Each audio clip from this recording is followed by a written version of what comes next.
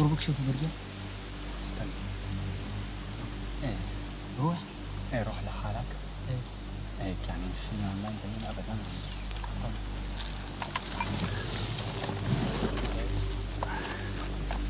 خليك هون ابو ربيع.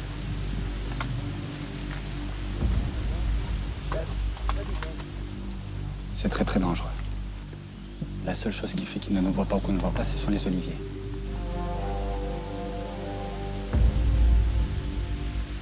Abderrahmane est mon frère cadet. Je pense très souvent à lui. Il a rejoint la révolution syrienne quelques mois après le début des événements. Il est parti dans le but de défendre la terre de ses ancêtres.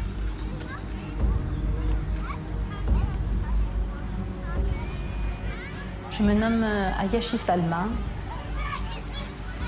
Notre père est d'origine syrienne, notre mère d'origine française. On a baigné dans les deux cultures. La langue française avec ma mère, la religion avec mon père.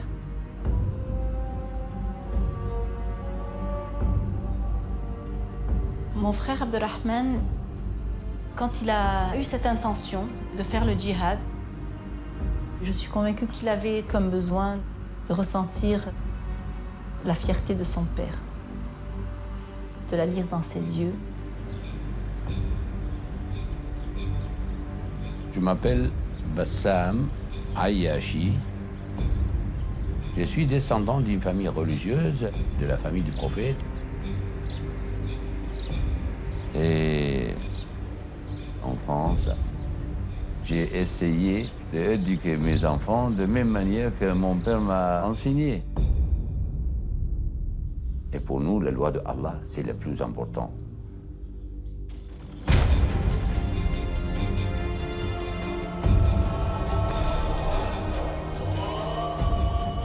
J'étais obligé à vivre l'exil. Je me suis retiré pour aller en France à la fin de 1968. Française, Français, le général de Gaulle est mort. On est intégré, on a des voisins qui sont contents de notre présence, on est intégré parfaitement en France.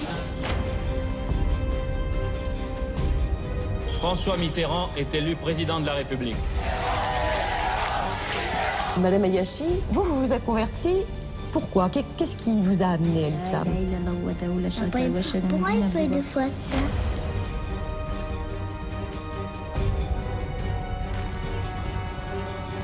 Holy fuck!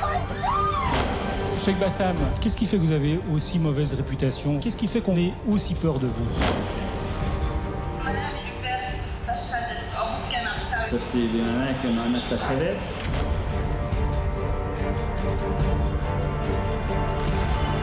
Les révoltes dans le monde arabe, la Syrie qui bascule à son tour dans une répression sanglante.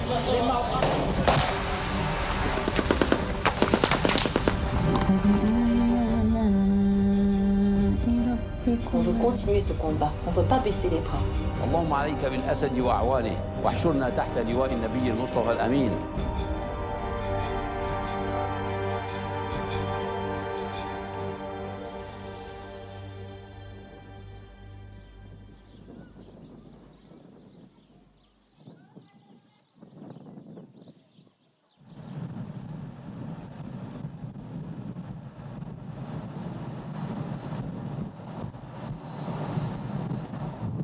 Toute cette région-là, jusque là-bas, j'ai un groupe dans chacun des villages d'une quinzaine de personnes à 20 personnes et qui sont tous vraiment des bons hommes, des hommes honnêtes et vraiment prêts à combattre, etc.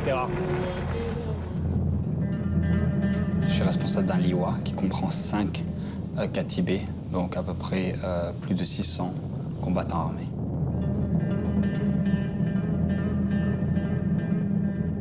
Je me suis fait appeler Abou Hajar, du nom de ma dernière fille, donc.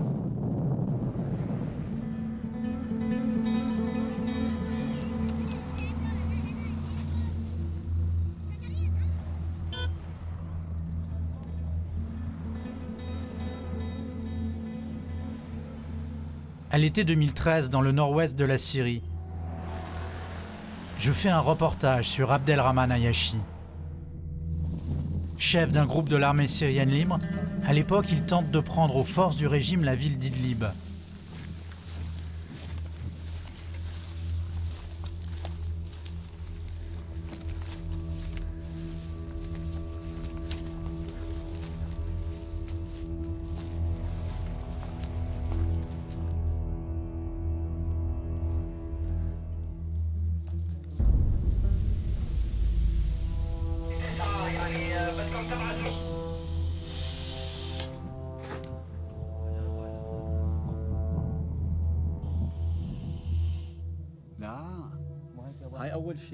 À l'époque, je ne savais pas que cette rencontre me conduirait pendant 3 ans à faire un film sur une famille à l'itinéraire singulier, la famille Ayashi.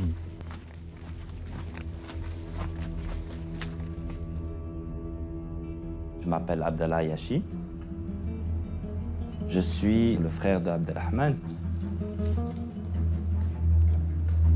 Au mois de juin, mon frère me contacte par Skype et m'annonce qu'il va entreprendre une grande opération. C'était une opération qui va permettre de couper la route de ravitaillement au régime de Bachar.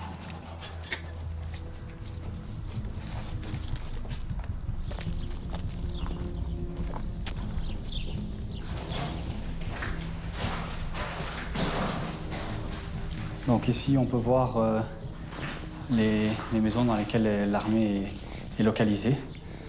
Donc d'abord la maison qui est tout en haut, et puis au-dessous, donc toutes ces maisons-là. Donc il y a l'armée qui est répartie.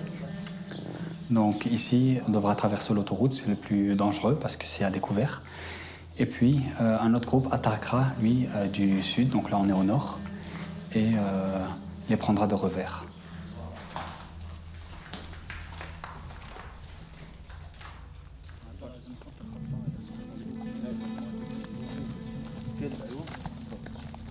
Abdelrahman, avant la révolution syrienne, était un Français de confession musulmane.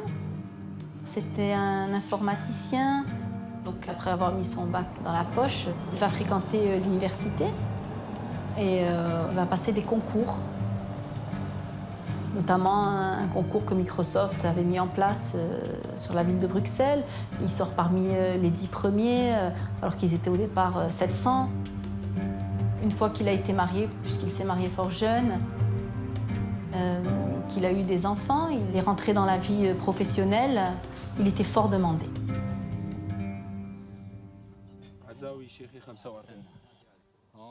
المعلومة أول قال لي المسافة 1.5 كيلو تماماً. 1500 متر بينه وبين. مظبوط؟ نعم. المعلومة الثانية قال لي أنت 1044 درجة عن الشمال، ليك شمال هون. طلقات ما بهم. جيب القاعدة وين؟ جيب الغوارس انت يا ابو. حطيناها على 15 كيلو. بدها يشد بدها يشد. يا شيخ وين صار الرابي؟ يا عمي لازم يروح هيك الهاونا. ليش يا ابو هاجر؟ لاني هيك نحن حكينا في القصه. مزبوط هذا الكلام. لاني هيك حكينا 144 اذا بتحط لي القاعده هيك والهاون هيك يعني شلون بده يسيب؟ ابو الحبيب تشر القاعده بس شيل اياه. حطوا لي اياه بنفس المترف من القاعده هلا. انا دليته على الرابي ما بعرف انا بالدرجه. الرابي هيك. هلا انا ابو هاجر انت ورا. تمام ابي. كويس يلا. هيك هلا هاي السبطاني.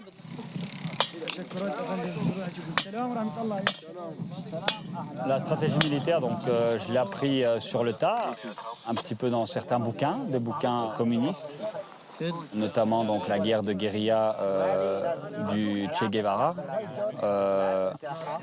la guerre urbaine de Carlos Marighella, quelques livres de Mao Tse-tung. Bref, tout ça, ça m'a donné pas mal d'idées sur comment est-ce qu'on doit combattre une armée puissante alors qu'on n'est pas une armée. On est une armée rebelle.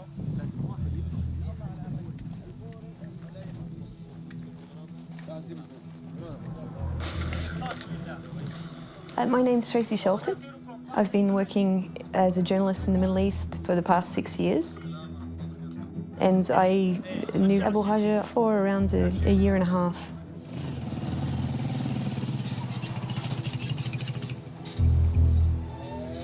Abu Hajja was part of the Suqur al-Sham, which is under the Free Syrian Army. So the group was almost all Syrian.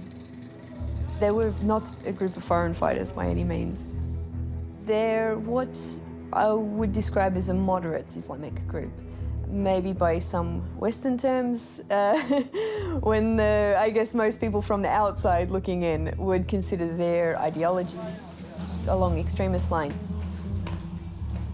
But when you compare them to the other groups in Syria, it's not the extreme of, say, Jabhat al-Nusra or Islamic State, which is to impose Islam on as much of the world as they possibly can.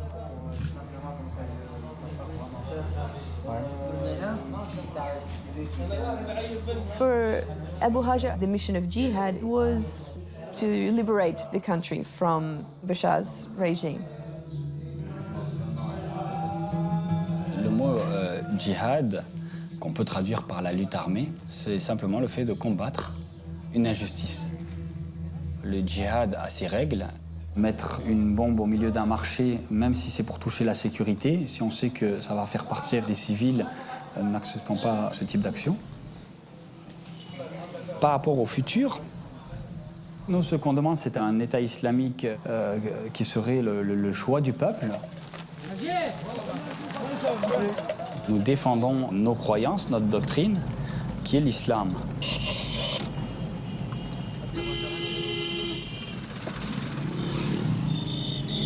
Lorsqu'il a pris la décision de rentrer dans l'armée libre, il s'est tourné vers son village d'enfance.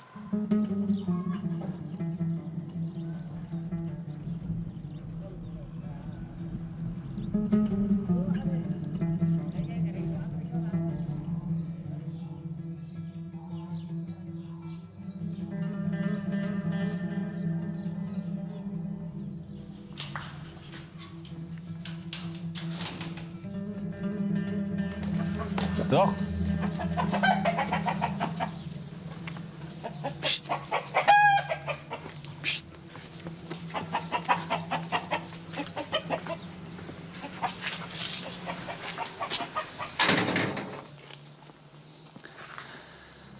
Bien, donc ça c'est ce qu'on appelle un liwan en arabe. Hein. Il a à peu près 600 ans. Cette source vient directement de la montagne. On remplit avec donc cette piscine et celle-ci également. Et on arrose avec les champs de noix qu'on a de l'autre côté, quoi. Tout ça, c'est notre terre jusqu'au mur. Donc le mur ne se voit pas, il y a un mur assez loin et qui va jusqu'en bas.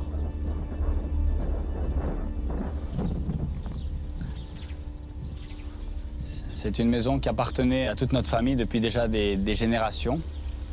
Et qui à la fin a appartenu à mon père. Donc mon père a vécu ici pendant des années. Il aime beaucoup cette terre. C'est lui qui a planté pas mal d'arbres qu'il y a ici, de raisins, etc. Et il aimait à venir se reposer ici de temps à autre et recevoir ici pas mal de gens, comme il est imam. On partait chaque été en vacances en Syrie. Mon père y mettait un point d'honneur. Il voulait que ses enfants gardent une attache culturelle avec le pays. Généralement, d'une année à l'autre, le véhicule changeait, mais c'était toujours le moyen le plus économique. Et donc, on passait environ une semaine sur le chemin. Je me souviens que mon père aimait nous faire visiter les musées des différents pays qu'on visitait, les capitales. Il aimait qu'on se cultive. C'était la ville de campagne avec les animaux, avec la piscine, avec tout. Et on s'éclatait vraiment.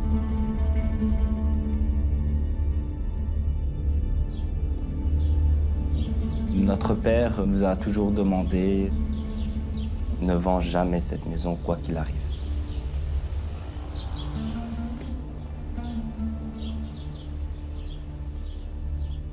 Votre terre, c'est la France ou c'est la Syrie ? Moi, je me sens aussi bien français que syrien. Donc, j'ai vécu dans le sud, à Aix-en-Provence. J'allais beaucoup à Nice voir mes grands-parents. Et puis j'ai grandi là-bas, donc je peux pas ne pas me sentir français.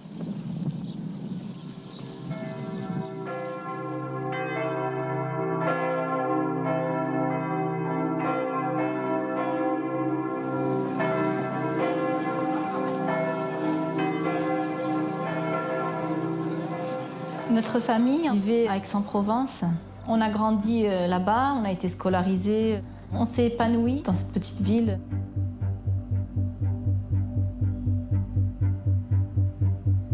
À l'époque, ma famille a été un petit peu médiatisée. On montrait une famille musulmane.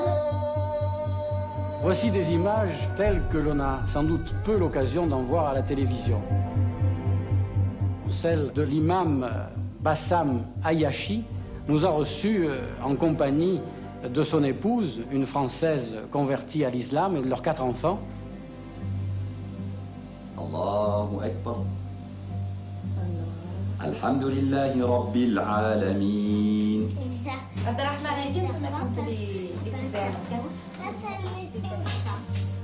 Pascal, je crois au départ vous étiez catholique. Est-ce que c'est votre mari qui vous a poussé à entrer dans l'islam? Oh là là, pas du tout. J'ai examiné plusieurs théories, plusieurs idéaux, politiques, religieux, etc. J'étais un petit peu gauchiste, quoi. Légèrement, pas trop. J'essaye de me réaliser, moi, d'être heureuse, moi. D'être en accord avec moi-même. Ma mère, malgré son foulard, avait été représentant des parents d'élèves. Je m'appelle Pascal Putetto. J'ai vécu à Nice, au bord de la mer. Ma mère, elle vient du centre de la France. Mon père, il est italien. Il était comptable dans une entreprise. J'ai fait des études, un DEA de psychopathologie. Et à Aix-en-Provence, j'ai rencontré mon mari. Et l'histoire a commencé comme ça. J'ai eu des enfants. D'abord Salma, puis Abdelrahman, puis j'en ai 2 autres, Maha et Abdallah Omar. Quand ma mère a présenté mon père à mes grands-parents français, ça n'a pas vraiment été bien pris au départ, étant donné que mon grand-père français, pour lui, les musulmans, c'était quand même des individus de seconde zone. L'islam, c'était un peu du folklore. Donc, le fait que sa fille, chérie, épouse un homme qui est d'une autre confession religieuse et qui est arabe, alors là, c'était quelque part catastrophique à ses yeux. J'ai dit à mes parents que je vais suivre mon mari. Ça les a déstabilisés, mais ils tenaient beaucoup à moi, quoi. C'est ça. Comme mon frère Abdelrahman était l'aîné des garçons, évidemment, il était un petit peu chouchouté vis-à-vis de mon grand-père français, qui aimait l'asseoir sur ses genoux et lui raconter ses aventures. Mon grand-père, pendant la Seconde Guerre mondiale, était un officier de l'armée française. Il a été capturé par les Allemands. Et puis, lorsqu'il a réussi à s'enfuir d'une des prisons allemandes qui se retrouvait dans les campagnes allemandes, il a rejoint le maquis. Mon frère était en admiration devant mon grand-père. C'était vraiment un lien très très fort.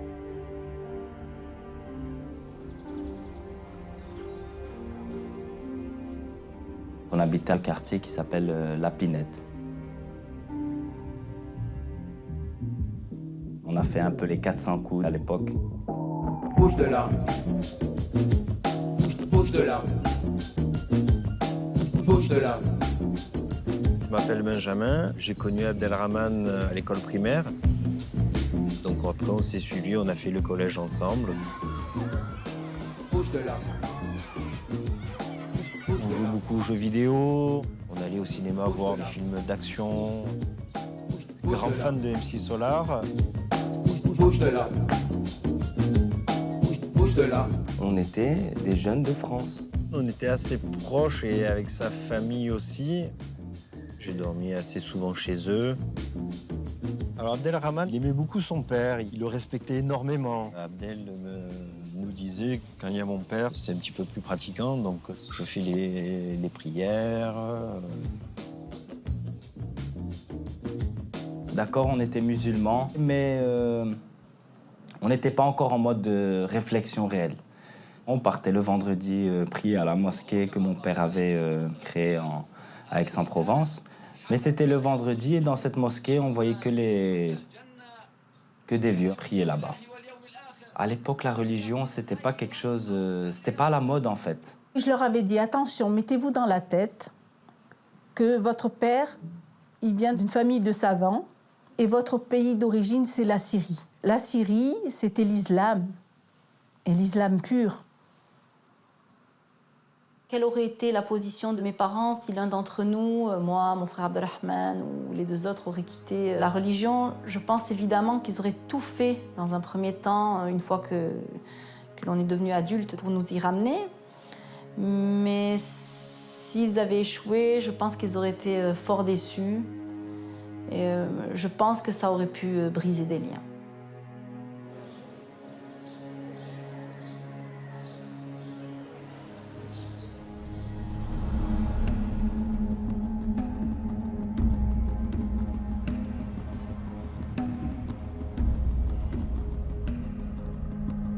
Nous avons quitté la France, ma famille et moi-même, pour aller en Belgique.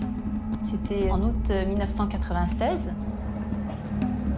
La première fois qu'on était encore dans le camion de mon père et qu'on arrive en Belgique, je regarde, alors je m'étonne. Je dis, tiens, on est en Belgique, ils sont où les Belges?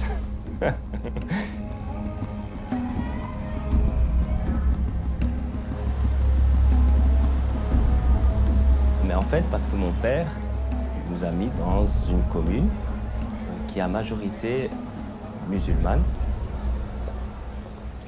Et c'est peut-être voulu pour que, effectivement, ben voilà, ici on est un quartier où les gens pratiquent l'islam, où ils s'habillent en djellaba quand ils marchent, où ils vont à l'école en foulard. C'était peut-être ce qu'on recherchait aussi. Donc moi et mon frère, on a suivi donc les cours de mon père, donc à l'époque au CIB, au Centre islamique belge. Il y avait beaucoup de gens qui venaient écouter ses discours. L'image de mon père en France, c'était l'image d'un imam ou d'une personne cool. Et c'est vrai que quand on est passé en Belgique, l'image, c'était plus intégriste, etc. Et ça dérange un peu le gouvernement. Je suis commissaire à la police judiciaire fédérale. Je travaille dans le contre-terrorisme depuis 1986. Donc j'étais un des fondateurs de la cellule à l'époque où il y avait une poignée d'individus. À cette époque-là, on ne peut pas passer à côté du centre de M. Hachi Bassam sans s'y intéresser, bien sûr, au niveau policier. Et c'est clair que ces prêches font allusion à tous les conflits qui impliquent des musulmans à l'époque, la Bosnie, Tchétchénie, etc. Donc des jeunes boivent ces paroles, évidemment, par rapport à ces conflits. On est au début de l'étude d'un phénomène qu'on ne connaît pas et ce qui ne connaît pas inquiète.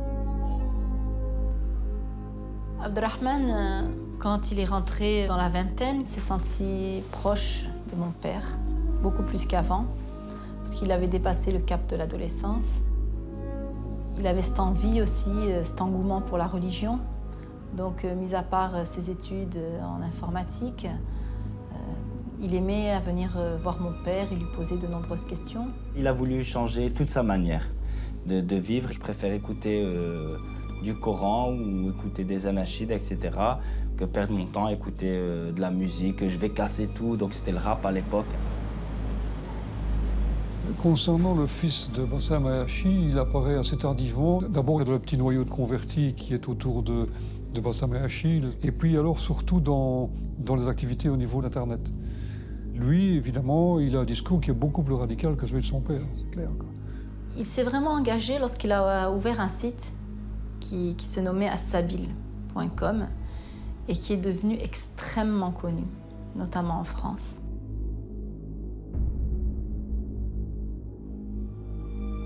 Et il laissait les gens parler librement. C'était centré sur l'actualité, sur ce qui se passait en Palestine, sur ce qui se passait en Irak. Des guerres qui touchent les musulmans dans le monde entier, ce ne sont pas des sujets qui le laissent indifférent, loin de cela. Et puis à cet âge-là, on a besoin de trouver une cause, on a besoin de défendre une cause. Début des années 2000, ils ont diffusé sur leur site des textes et vidéos ouvertement antisémites. Plusieurs associations juives ont d'ailleurs porté plainte. Abderrahmane Ayachi, Raphaël Gendron, deux jeunes prévenus musulmans très à l'aise au tribunal. Le duo est pourtant jugé pour racisme et négationnisme et risque de la prison ferme. En 2003, Assabil, leur site, publie des textes très douteux.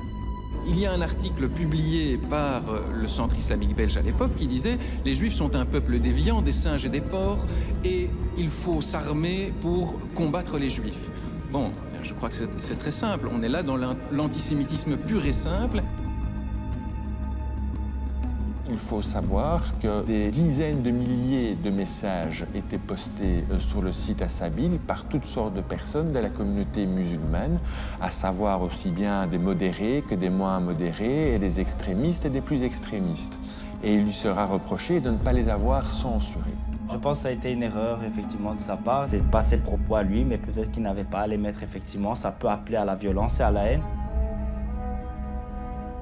Je lui avais juste posé une question. Est-ce que tu veux un procès consensuel ou est-ce que tu veux le procès de rupture? Il m'a dit sans hésitation le procès de rupture. Antisémite, non. Anti-israélien, oui. On est pour effectivement la destruction totale de l'État d'Israël. Le grand-père d'Abdelrahman, qu'est-ce qu'il a pensé de cette histoire? Non, il était... il n'en a jamais rien su. Il n'en a rien su? Non. Il n'en a rien su parce que c'est pas venu jusqu'en France. Donc c'est pas nous qui serions allés nous en vanter. Hein. On voulait pas le heurter, on sait bien que ça l'aurait heurté.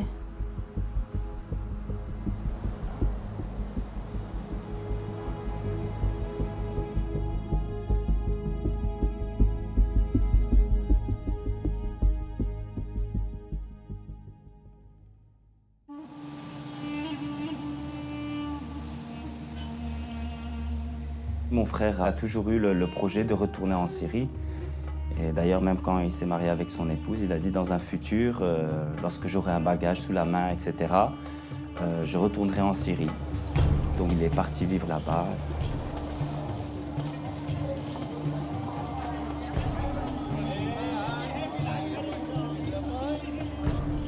Il aurait pu évoluer en France ou en Belgique.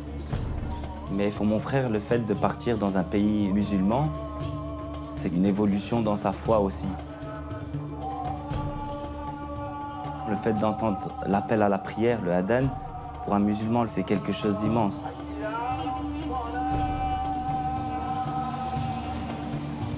Et il m'a appelé, voilà, en me disant, viens, on va créer l'entreprise familiale.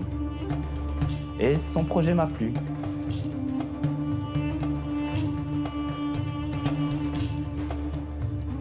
On se présentait comme une entreprise française. Et ça... Pourquoi? Parce que les Syriens se sentent moins arnaqués par des Français que par des Syriens eux-mêmes. Et on présentait mon frère comme Mohendes, donc ça veut dire ingénieur en informatique. Et donc c'est vraiment un respect pour lui, monsieur l'ingénieur, est-ce que voilà, vous pouvez nous faire un site web, etc. Donc on avait 2-3 programmeurs, un designer, un directeur qu'on a mis là. Et on a commencé à avoir des contrats partout. Il était enchanté de créer sa propre entreprise, c'était son rêve d'étudiant. Et donc, quand enfin l'argent rentrait à flot comme il le désirait, il y a eu les événements en Syrie.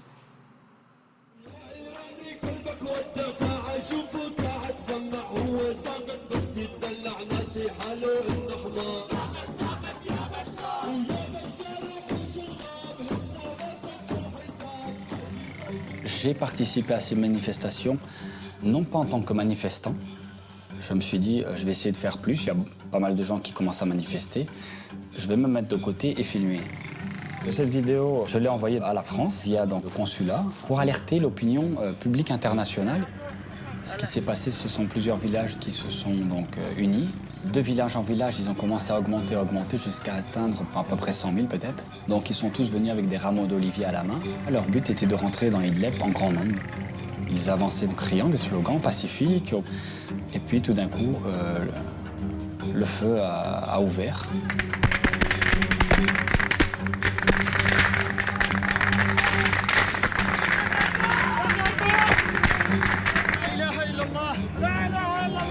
Ce jour-là, il y avait eu, je crois, une trentaine de blessés, une quinzaine de morts. J'ai compris que ce gouvernement qui s'est installé par la force et qui s'est maintenu par la force durant 50 ans, il ne pourra tomber que par la force. Et que les manifestations pacifiques, style Gandhi, ça marche peut-être à des gars comme les Anglais, qui sont les enfants de Richard Cœur de Lion. Par contre, les enfants du lion même, donc Assad, lui, les manifestations donc, pacifiques, il s'en moque totalement.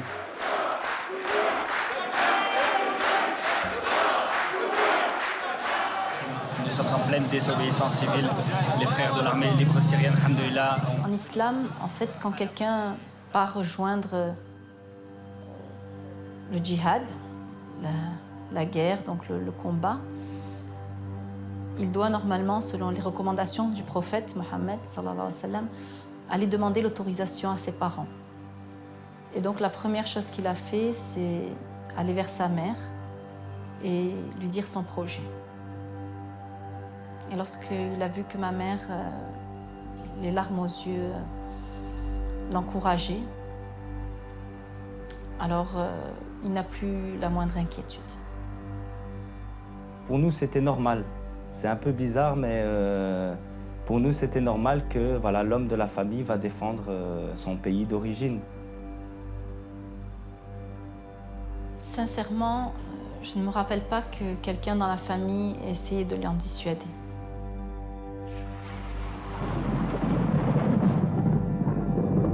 أنا المهندس عبد الرحمن بن الشيخ بسام العياشي أعلن عن تشكيل كتيبة جند الرحمن التابعة للواء صقور الشام.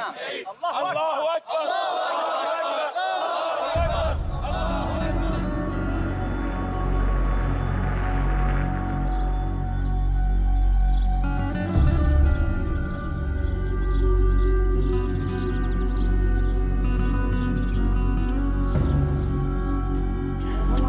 لك يا أخوي مغطي عليكم يا شيخ.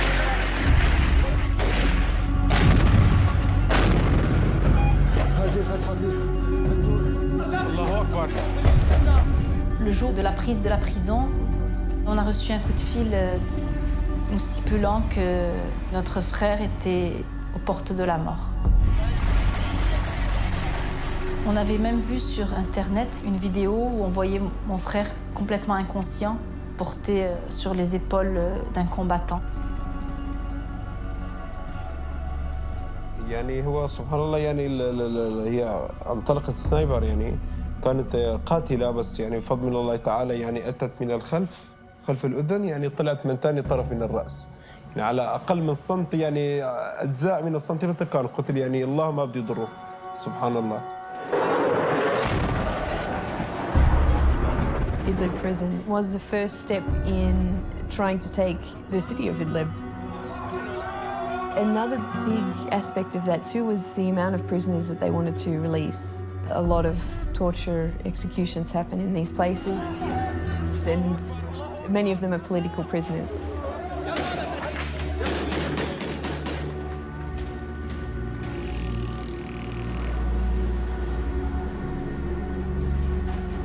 معركة السجن يعني أبو هاجر صار له قاعدة شعبية جدا كبيرة يعني صارت كثير من الناس تتوافد للقتال تحت جناح أبو هاجر تحت راية أبو هاجر.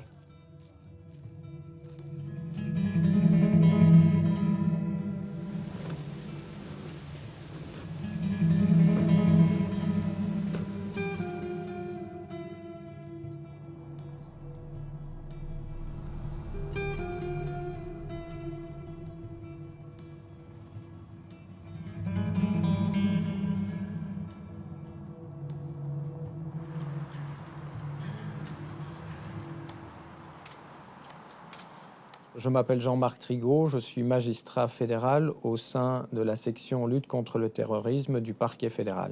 Le dossier dans lequel Ayashi Abdelrahman a été poursuivi avait débuté en 2007, donc la majorité de l'enquête s'est faite en son absence. À ce moment-là, on va découvrir en fait qu'Ayashi Abdelrahman est derrière un site internet qui s'appelle ribad.org. Ce site servait en fait à l'époque de relais de propagande d'Al-Qaïda et de conditionnement dans le cadre d'une cellule qui envoyait des gens à la fois en Irak et en Afghanistan. Sa responsabilité, en fait, c'est essentiellement la propagande. Sa responsabilité principale était la propagande et le conditionnement pour le départ. Grand absent de ce procès, Abdelrahman Ayashi.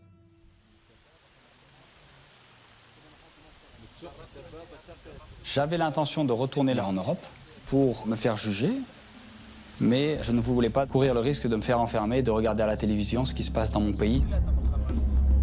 Est-ce que je réfute ce dont je suis accusé? Bien entendu. Je condamne tout acte de terrorisme. Est-ce que les actions d'Al-Qaïda sont mes actions ou la politique d'Al-Qaïda est ma politique? Non.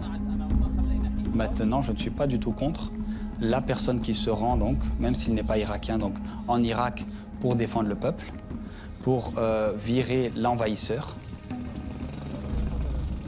Et si c'est ça, être terroriste, alors effectivement, je reconnais mes torts.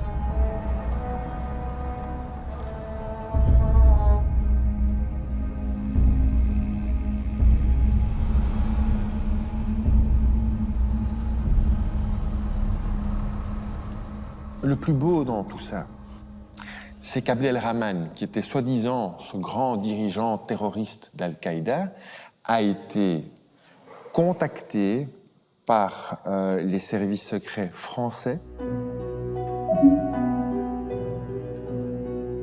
Objet, demande de renseignement. Bonsoir. Voici les noms que je devais vous donner. Enlevé le 22 novembre 2012. James Foley, États-Unis. John Cantley, Grande-Bretagne. Merci de votre aide. Il en était fier. Il me dit, écoute, ils m'ont demandé d'enquêter à propos de journalistes qui avaient disparu en Syrie à cette époque-là. Bonjour, j'aime la France et la Belgique, et c'est avec plaisir que je prends le temps de vous rendre ce service. Concernant James Foley et John Cantley, j'ai tenté de remonter mon enquête à la source, et j'ai obtenu des premiers éléments intéressants.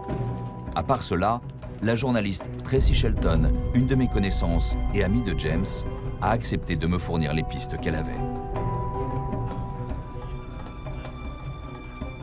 When James Foley and John Cantley were kidnapped in Idlib, one of the first people that I contacted was Abu Haja. He was very worried about the damage it was going to do to the reputation of the rebel forces. The kidnappings on the rebel side were kind of unheard of back at that time. So he said, we need to find them. He had to be very discreet in his investigations. He was working very closely with these groups on the front line. They were organizing battles together. L'acte était prémédité. Le van qui leur a coupé la route, un Hyundai de couleur grise, attendait clairement leur arrivée. L'un des trois ravisseurs était cagoulé, alors que les deux autres non. We had come across a man who matched the description of the kidnapper who wasn't masked, and the van that he was driving also met the description of the van, other than the fact that it was black. So he actually arranged a meeting with this man. And while he was upstairs in this meeting, Abu Haja sent down a couple of his guys to go and check the van. And it turned out they found evidence that had been very freshly spray painted, very roughly spray painted black, and underneath it was a very light color. They thought maybe silver or white. And after? We couldn't follow through with it. When Abu Haja died, all those leads, all that information that we had, it went with him.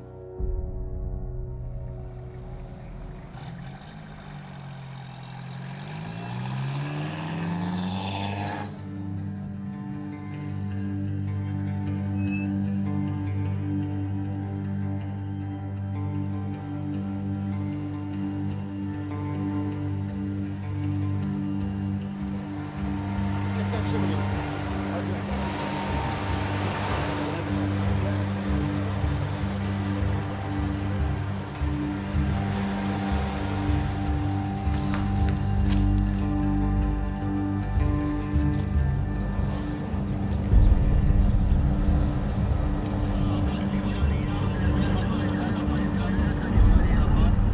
باشا في ذخيره على اساس الاحرار بنجيب لهم اياها من امبارح. هاي ايمتى نجيب لهم اياها؟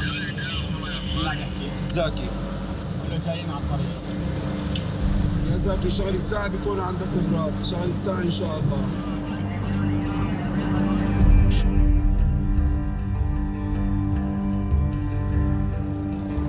هذا اخويا عم تحطوا فيه هذاك وتفجروه؟ هلا هذاك جاهز. هاي حطيتوه هاي وفجرتوه معه؟ هذاك اخذ معنا كيسين بس. ايوه. زامليك اذا بتيجي الدبابه الله ييسر بجيب لك اياها عفوا. ان شاء الله. انا ما بدمرها بس وين حطيتوا الارقام؟ في كيسه هونيك حطينا كيسه ونص. كويس.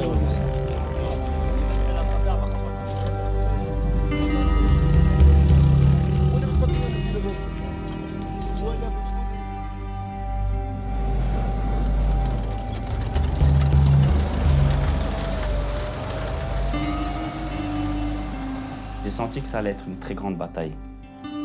Et il le sentait aussi, je ne sais pas expliquer ça, mais voilà, ce sentiment, il a dit voilà, c'est un grand Hajj, donc c'est un grand poste militaire. Et on va y aller, et je vais aller en première ligne.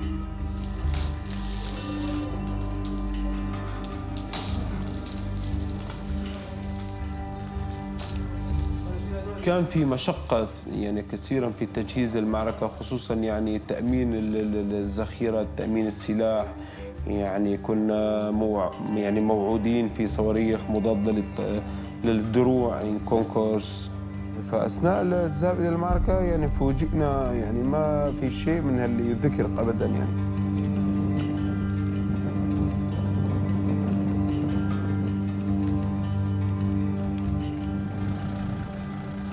ان شاء الله ان شاء الله على الفجر، بعد صلاة الفجر ان شاء الله. صلاة الفجر؟ ايوه ان شاء الله يا رب. يا رب.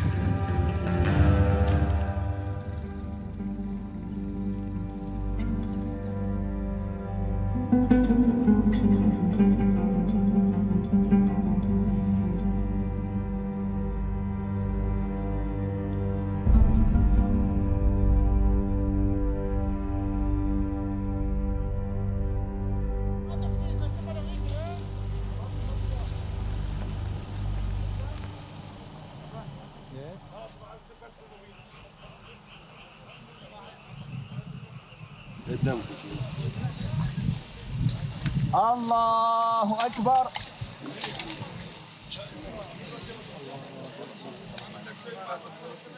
اهدنا الصراط المستقيم صراط الذين أنعمت عليهم غير المغضوب عليهم ولا الضالين.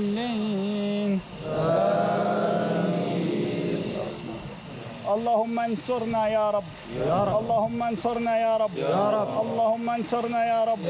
اللهم انصرنا يا رب. اللهم إنا نجعلك في نحورهم ونعوذ بك من شرورهم. اللهم انصرنا يا الله. الله وصل اللهم على محمد وعلى آله وصحبه وسلم. الله أكبر.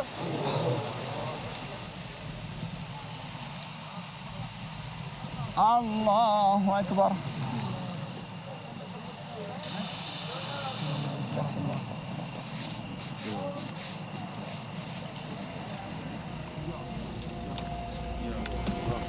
يلا مجموعة الاقتحام خط أول. الساعة 5 إلى ربع بده يبلش، يعني بيكون آمل الضوء كويس؟ يا عبد الرحمن يلا نوح، يلا على بركة الله. الله أكبر.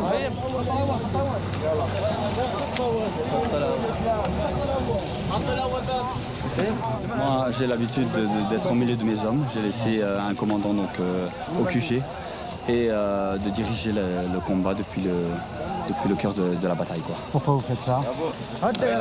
Je fais ça tout d'abord par conviction. je ne me vois pas en train de rester derrière et mes hommes devant. Je n'arriverai pas psychologiquement à résister. Et c'est pas en restant derrière que j'arrive à atteindre le martyr. Vous avez peur? Pour l'instant non, même pendant la bataille ça va, j'ai pas peur non. Non, vous n'avez pas peur, tout le monde a peur.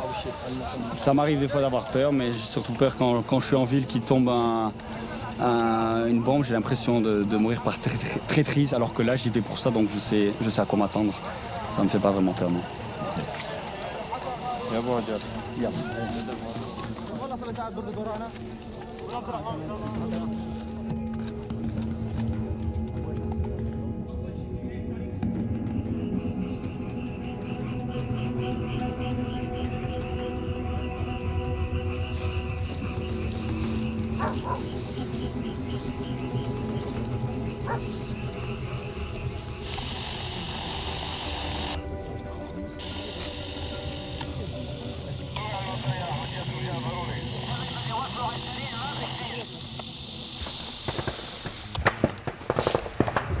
الاقتحام بدأ؟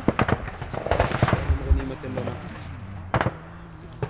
حاميم لا ينصرون، حاميم لا ينصرون، حاميم لا ينصرون. الله أكبر. لا تضرب لا تضرب. يلا يلا يلا. ما نطلع ولا طلقة. لا نحن بعد 20 دقيقة. الله أكبر. والعرض. اضرب. لا. اللهم ثبت أقدامنا، اللهم ثبت أقدامنا. أبو هاجر كان مع مجموعة من الأشخاص المقسمين كان في الاقتحام. إحنا كنا ورا خلف الساتر يعني ننتظر أوامر أبو هاجر في التقدم. اسمع صوت، في صوت دبابي يا شباب. في معنا قاذفون؟ لا.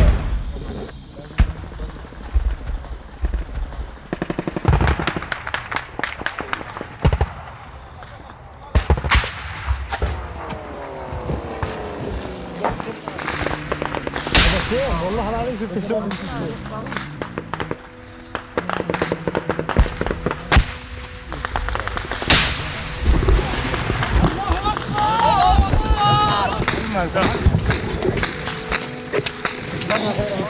يلا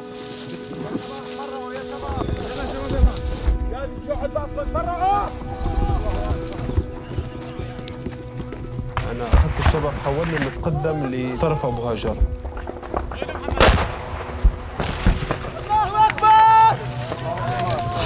الله أكبر. لا إله إلا الله وحده. الله أكبر. شيلهم نار، شيلهم من الأرض. مشي يا محمد علي. يلا بدنا نتقدم لجوانا. يلا يلا.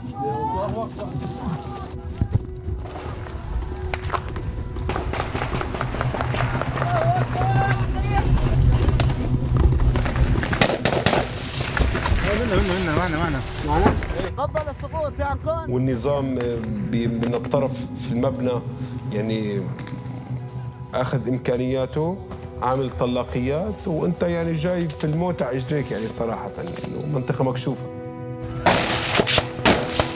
كان فيها ضرب للدولة. بعد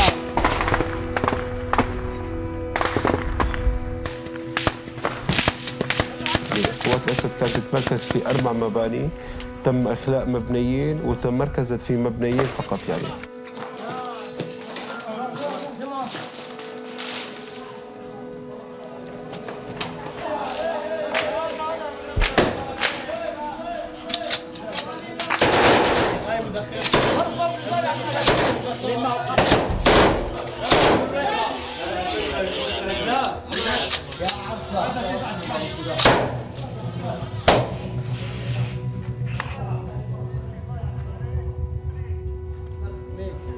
هو كان في مشكلة بالدبابة لأنه الدبابة كان عاملة دش مقلة، يعني ما كان ظاهر منه أي شيء، تخرج لفوق تقصف وترجع تنزل، يعني كان من الصعب إنك تضربها بقذف RPG.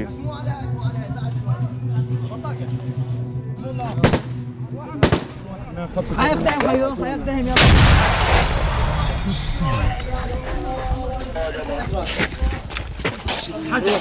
حجرة ما في شيء.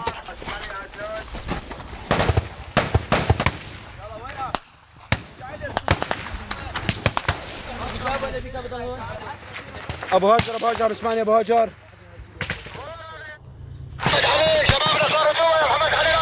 يلا يلا انا صرت حدون يلا الله اكبر يلا بغطي لك بالدوشكه اتجهت الى عند ابو هاجر انا اخذ القاذف RPR 90 مجموعه من العناصر معه وحاول انه يلتف على الدبابه من الطرف الغربي ويضربها وانا والشباب من الطرف الشرقي انا امهد بالدوشكه امامهم يعني بالاسلحه النيرانيه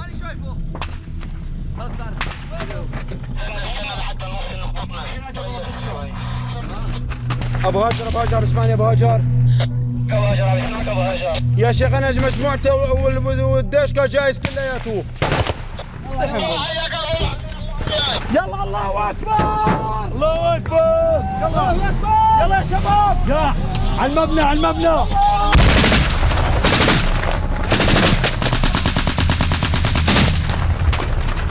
فقد الاتصال في ابو هاجر بعد الدوشكه يعني تقدمنا فقد الاتصال مع ابو هاجر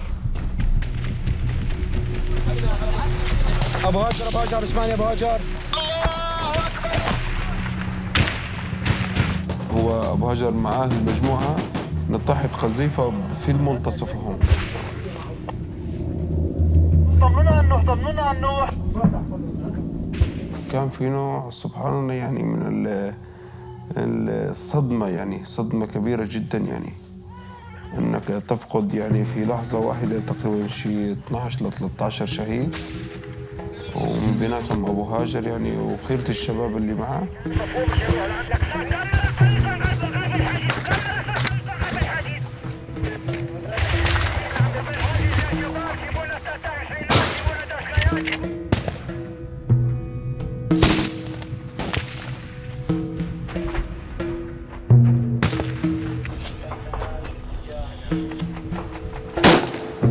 أكثر من مرة حاولنا التقدم يعني لسحب الجثث والشهداء فكان يعني في صعوبة جدا جدا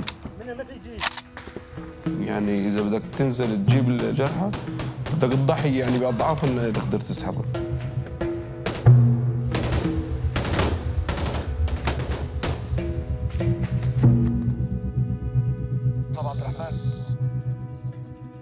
بس إنه يبلغ عدد الشهداء في يوم واحد إلى هذا يعني ما قد حدثت يعني قبل هالمرة تم الانسحاب وين عبد اللطيف؟ وين عبد اللطيف راح؟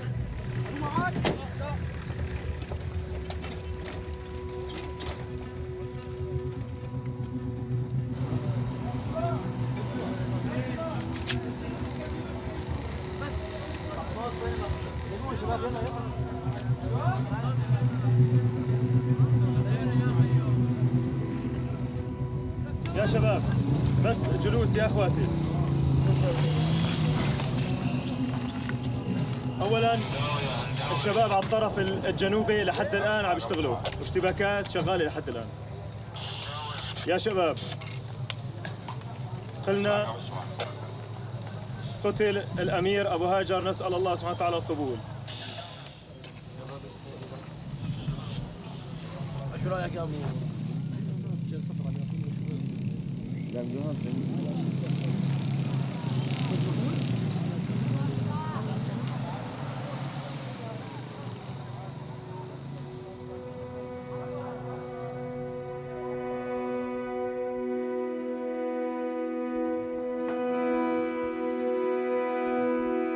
On m'a annoncé sa mort. La première chose que j'ai faite, je suis parti le lendemain au travail, sans rien dire à personne.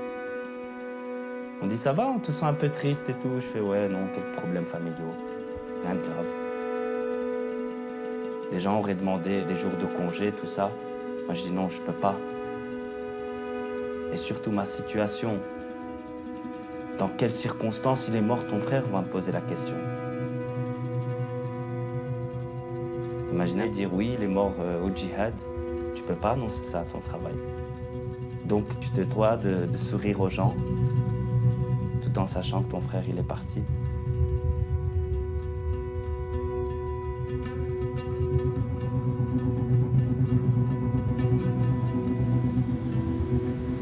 C'est à mon retour de Syrie que j'ai rencontré pour la première fois la famille d'Abdelrahman et son père, Bassam Ayashi.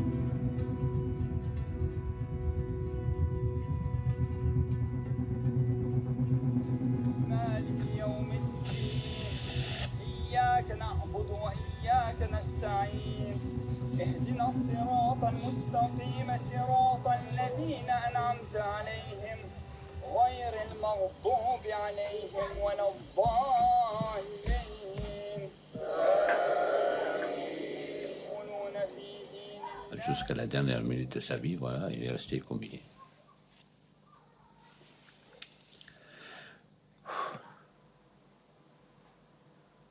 Il a suivi le chemin de la famille. Et là, il m'a précédé, il m'a dépassé. Avant, j'ai dit, bon, il me remplace. Je le sens obligatoire d'aller, mais quand même, il y a mon fils qui me remplace. Mais maintenant, j'ai dit, maintenant, c'est moi qui dois aller moi-même.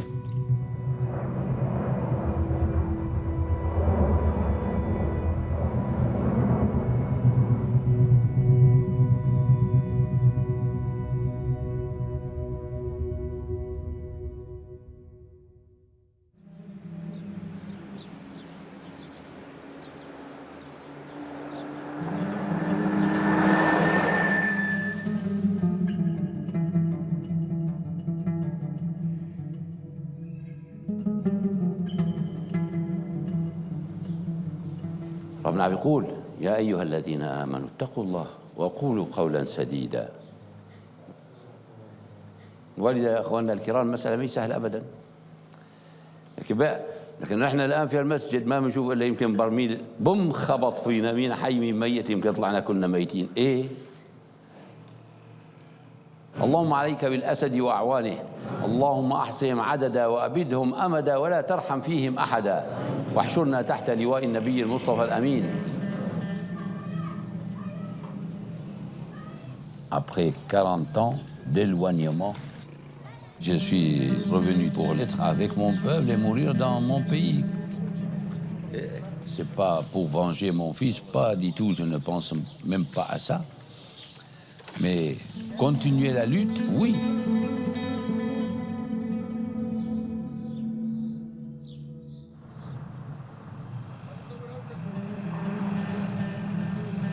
Un an après la mort du fils de Bassam Ayashi, la rébellion syrienne désunie devait faire face à un nouvel ennemi ultra-radical, Daesh.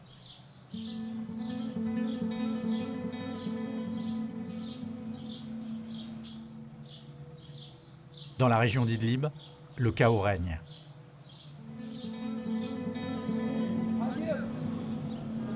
Tout le pays, c'est le Far West. Hein. N'importe qui fait n'importe quoi maintenant.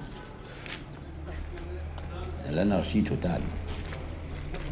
Et ça m'a obligé, en tant que Cheikh Bassam connu, j'ai fait un petit tribunal dans la région.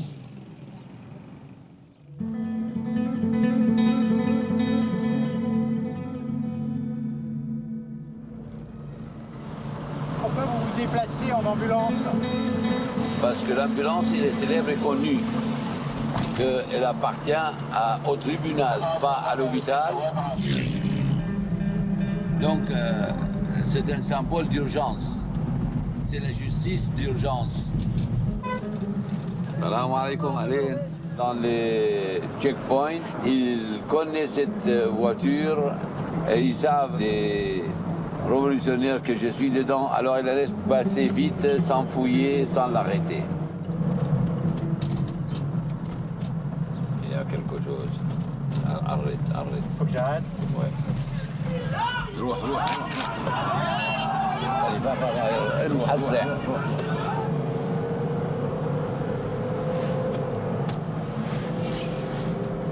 Quand je vois 12, ils ont chargé leurs armes, c'est pas la peine que je descends.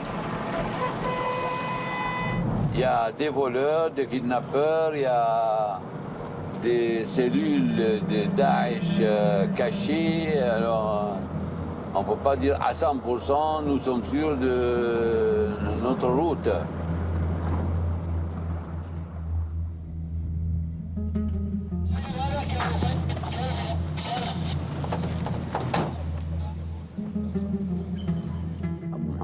محمد نحن عند النوري تعال لهون.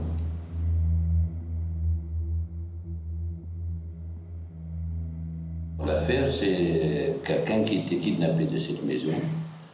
Et lui, un de nos soldats de tribunal. Alors, il est arrivé à trouver par ses antennes où il se trouve l'homme kidnappé.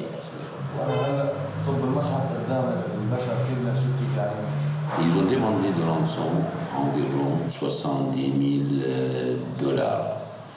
Nous avons proposé de payer que 3 000 $. Ils ont refusé et donc ils ont menacé de tuer le jeune homme.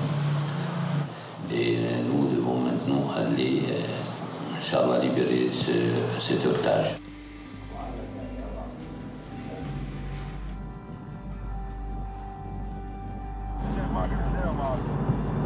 العداوي كلمنا مؤازرة كل الناس هلا حتكون حنشوف ناخذهم معنا.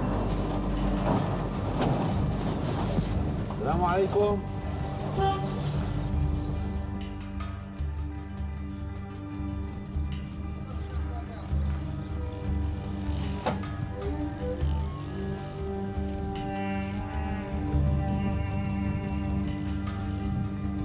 النمرة وانت طالع بسليم على ايدك اليسار هذا المبنى اللي فيه احرار الزاوية. كم واحد احرار الزاوية خيط فين هذا البني ادم. فنحن بدنا نروح لهناك مشان نطالع منهم. خلص 3 هن موجودين في المبنى. فنجمع لهم عدة جهات خلص. يلا بسم الله شباب. لا بدنا نروح نجمع الشباب. فايز السلام عليكم. نعم خير ان شاء الله. ايش في؟ انا عند مفرق سيجر. خلص السلام عليكم. اركبوا لنشوف. يلا شباب اللي معي على السيارة. كله بالسيارة يلا. عينون لا تمسحون. يلا شباب. يلا.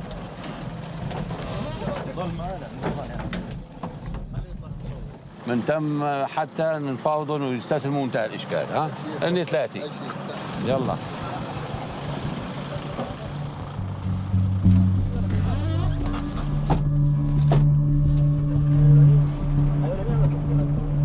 هذا التلفزيون. يلا.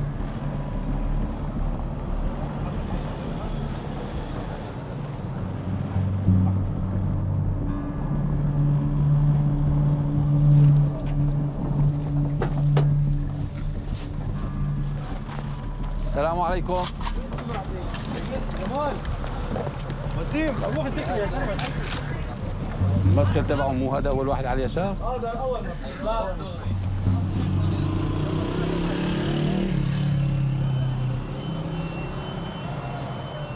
ليه شباب كل مين يستلم محله عن بعد. On est en train d'encercler la maison où il y a l'otage qui se trouve dedans. Ouais. Et alors on attend maintenant, on a amené un de leur groupe pour ouvrir la porte en discutant avec eux et ainsi pour leur dire de céder, de se capituler sans avoir ouvrir le feu. ليه شباب كل مين يستلم محله عن بعد بس روحوا لي 3 من الباب من ورا هذا. ابو عيوش تفضل انت تتصرف.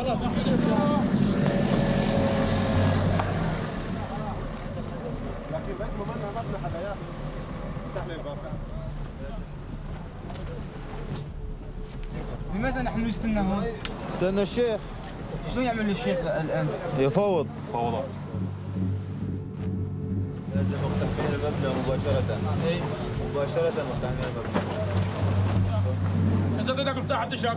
نعم مباشرة مقتحمين المبنى. والله العالم من الجامعة كله بيقدر. يعني نحن وياهم. فجاي بعد.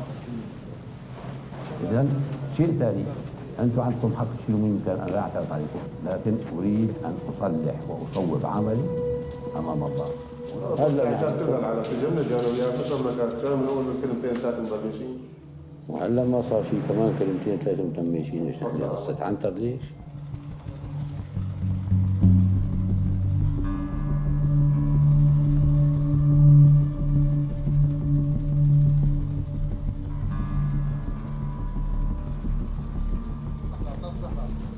يلا على السيارات شباب، بارك الله فيكم. على السيارات، على السيارات شباب، يلا كل مين على سيارته، الله معكم. يلا على السيارات، يلا يلا شباب على السيارات. شباب بارك الله فيكم وجزاكم الله خير، عملتوا واجبكم ونحن نشكركم شكرا جزيلا، وربنا سبحانه وتعالى ان شاء الله يدخلكم جنات النعيم، وان شاء الله بعثوا لنا خبر مشان يجيبوا لنا لهناك. بارك الله فيكم.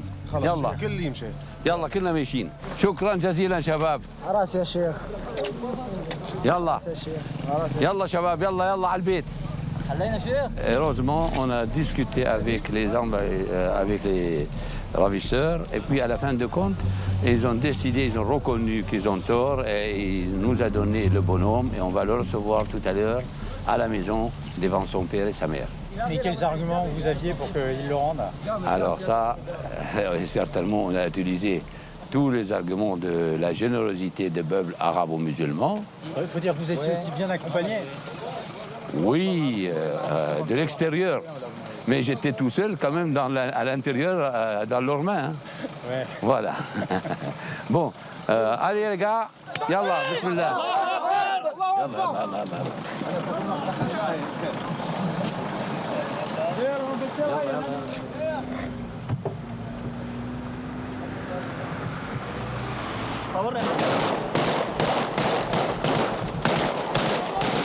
On l'a libéré et à minuit, il est revenu à sa famille, pas que la tête coupée, mais la tête et les mains et les bras en train de marcher. Et gratuitement, sans demander un sou. Et voilà, la famille, ils étaient tout contents.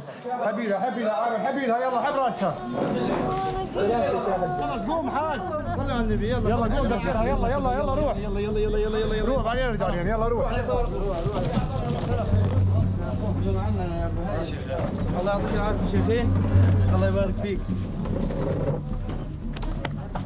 الحمد لله على السلامة. الله يسلمك، الله يخلينا اياك، الله يديمكم يا رب. ايش زوجوك ولا ما زوجوك؟ بدي اتجوز خلاص، ما بقى في ما بقى في خلاص، ما بقى في مجال ابدا.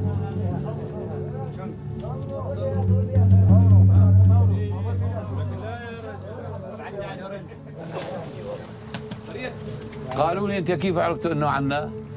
قلت لهم الله يرضى عليكم، يا انا شيخ عملت بيدت استخاره من شفتوا عندكم فجيت قال لي يا لطيف ايش الاستخاره؟ اما قال لي هي الجن الاحمر والاخضر والاسود ما بيعرفها، شلون عرفتها انت؟ عمرنا ما طلعنا نحن سر ولا حدا سمع فيه، قلنا له ربك سبحانه وتعالى شوفنا اياها في المنام جيناكم.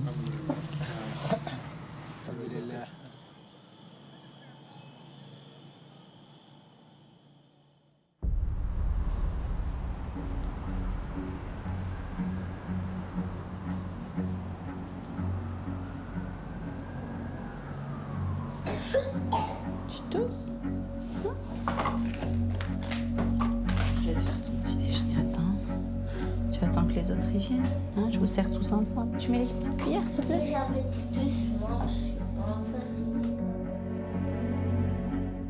Ah oui, Abdelhamid, tu me descends la poubelle avec toi, s'il te plaît? Ouais. Bon, auparavant, on s'inquiétait pour mon frère. À nouveau, on s'inquiète pour un être qui nous est cher.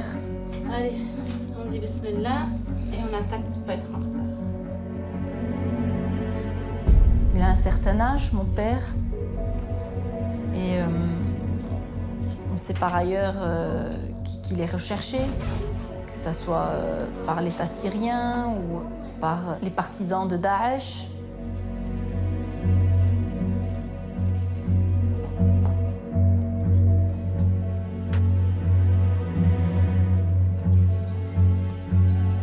Je suis en contact avec lui régulièrement.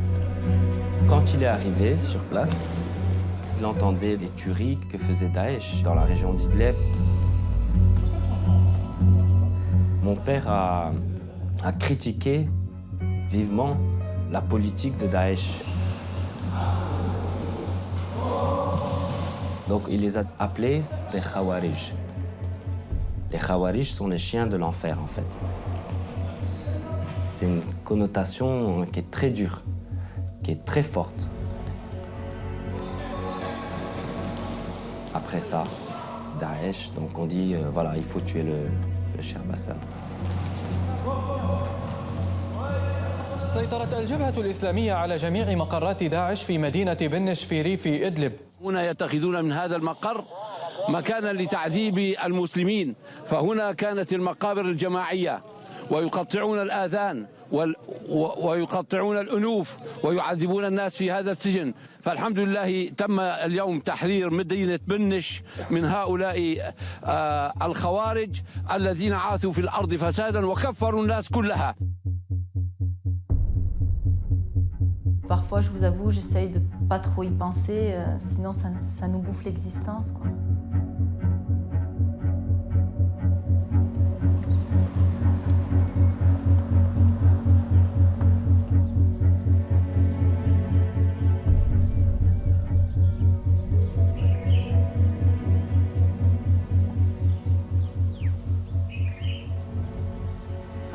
La région où il est, Daesh s'est fait expulser. Il est protégé par tous les autres groupes. Il y a quand même un petit risque, parce que Daesh il vient quand même par-ci par-là, ils essayent de se mêler à la population.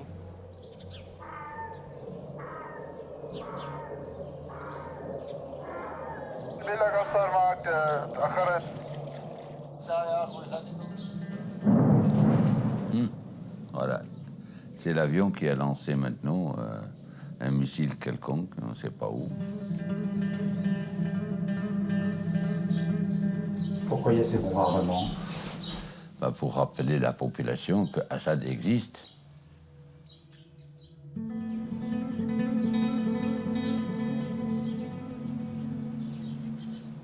Moi, je suis ici pour faire le djihad, je ne suis pas ici pour me promener. Mais ça ne veut pas dire, le djihad, combattre les chrétiens et les juifs et les non-musulmans pour les anéantir, non.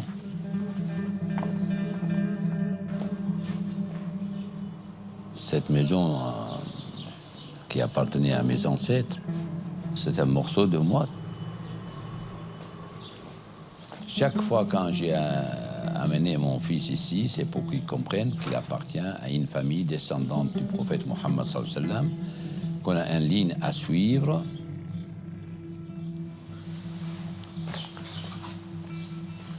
C'est l'arbre généalogique de ma famille.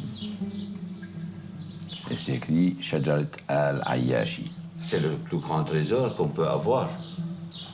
Mes ancêtres sont tous ou des juges, ou des mouftis, c'était des docteurs aux lois, ou des gouverneurs. Mon père m'a appris la prière, je ne sais pas à quel âge. Il m'a appris à lire le Coran. J'ai grandi, comme tous les enfants aussi, à l'école. J'ai eu mon bac en 1966.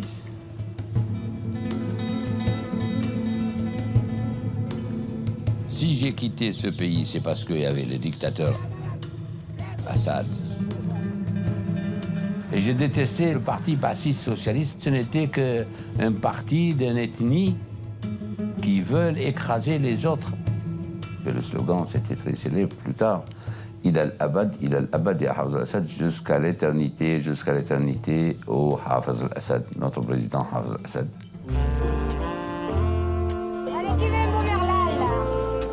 À tout hasard, moi, je suis tombé à Marseille.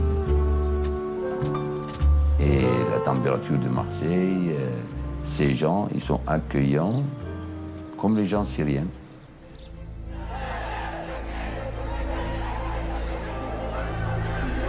Et là, au milieu de 68, en France, j'ai commencé à comprendre qu'est-ce que ça veut dire la liberté.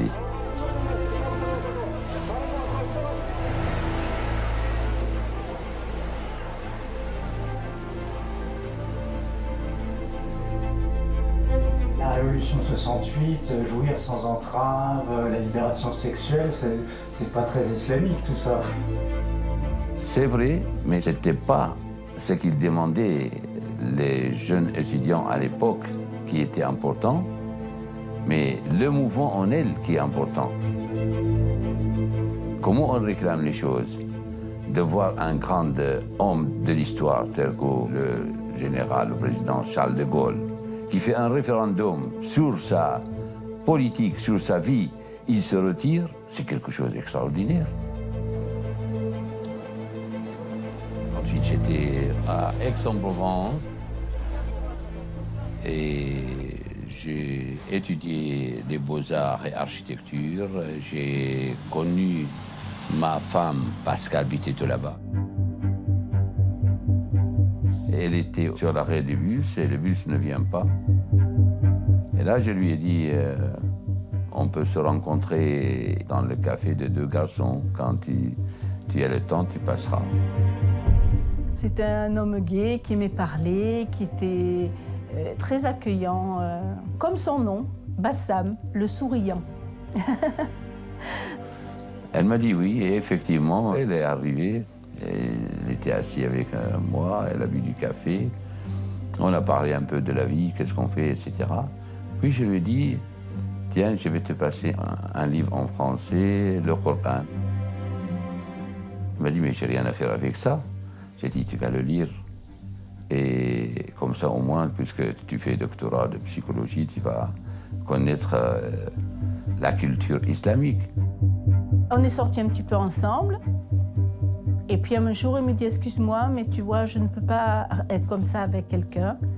Alors, si tu veux qu'on continue, il faut que je me marie, parce que c'est haram pour moi de fréquenter une jeune fille et de ne pas me marier avec.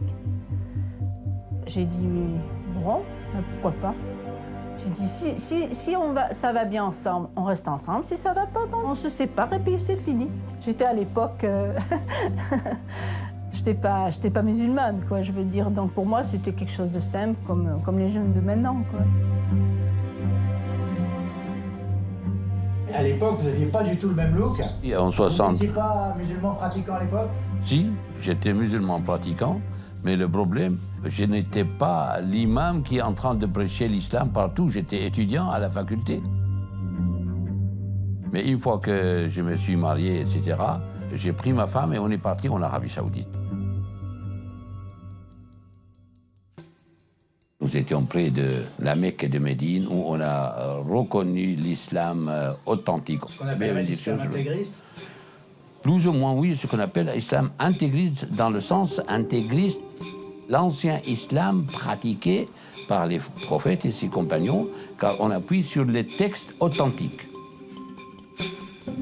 Ma mère, elle, c'était son rêve.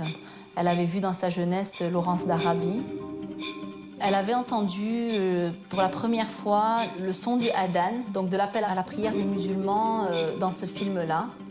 Et ça l'avait toujours fait rêver, ce cavalier du désert qui va à la rencontre des Arabes de souche. Là-bas, j'ai rencontré donc les sociétés françaises Bouygues et j'ai travaillé chez eux. Il y a 35 ans, j'ai connu Bassam Ayachi en Arabie Saoudite.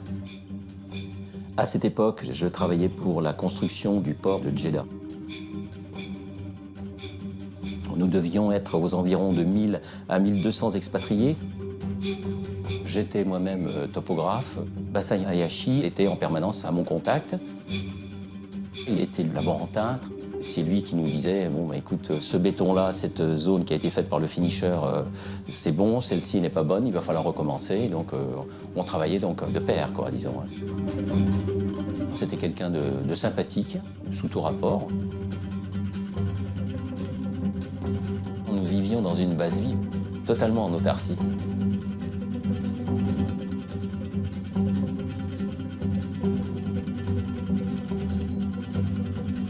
J'étais petite, mais je garde encore des flashs.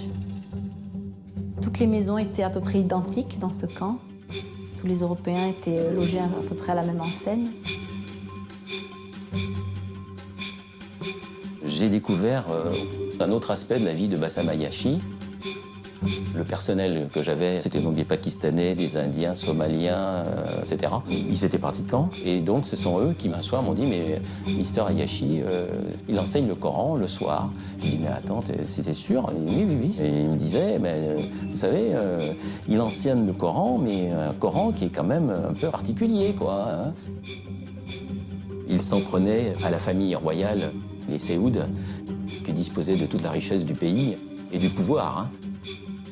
À l'époque, je n'étais pas content de tous les gouvernements arabes, vu que j'ai vécu en France et j'ai vu comment le peuple réagit politiquement et que ce n'est pas un seul parti, une seule optique. J'ai su plus tard qu'il avait fréquenté une mosquée. Et dans cette mosquée, c'était des partisans d'un groupe qui était révolutionnaire. Nous étions des copains. On fait des réunions les soirs, dans les fêtes de mariage, la fête de naissance et tout ça. Et j'ai découvert avec le temps que c'est une organisation qui est contre la famille royale. Le 20 novembre 1979, journée normale sur le port de Jeddah, et brutalement, on voit Bassam Ayachi arriver, plutôt surexcité, si je puis dire. Il nous a dit, si dans 24 heures, les choses ne sont pas réglées, c'est foutu.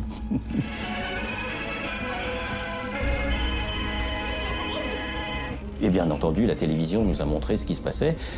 C'est vrai que ça fait railler de tous les côtés, quoi. C'est hier matin, donc, qu'un commando d'au moins une 60aine d'hommes a pris d'assaut la grande mosquée de la Mecque, prenant en otage au moins une 30aine de fidèles. Il a fallu attendre ce matin pour que les autorités saoudiennes confirment que les assaillants appartenaient à un groupe religieux, qu'ils retenaient en fait plusieurs centaines d'otages à l'intérieur de la mosquée. Mais vous étiez alors au courant de leur projet? C'est-à-dire, je n'étais pas au courant dans tous les détails, mais je savais qu'ils vont faire ça. Et je l'ai dit, c'est grand tort d'attaquer la Mecque. Plusieurs dizaines des rebelles qui, pendant 15 jours, ont résisté dans la grande mosquée, ont été faits prisonniers par les forces saoudiennes. Un grand nombre d'insurgés ont été faits prisonniers, 170 officiellement. Les voici. Des Saoudiens surtout, mais aussi des Yéménites, des Koweïtiens, des Égyptiens. Aventuriers d'une cause encore obscure, mais où la politique semble bien proche de la religion.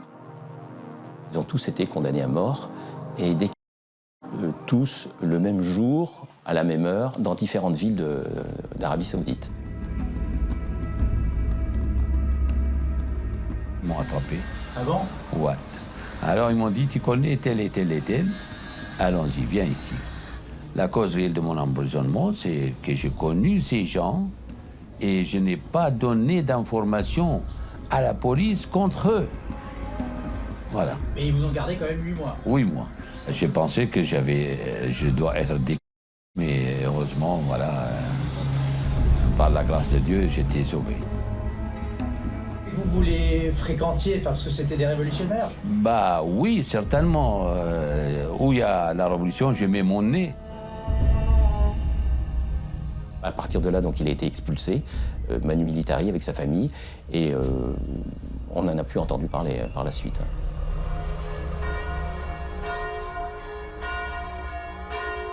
Et puis nous sommes revenus en France.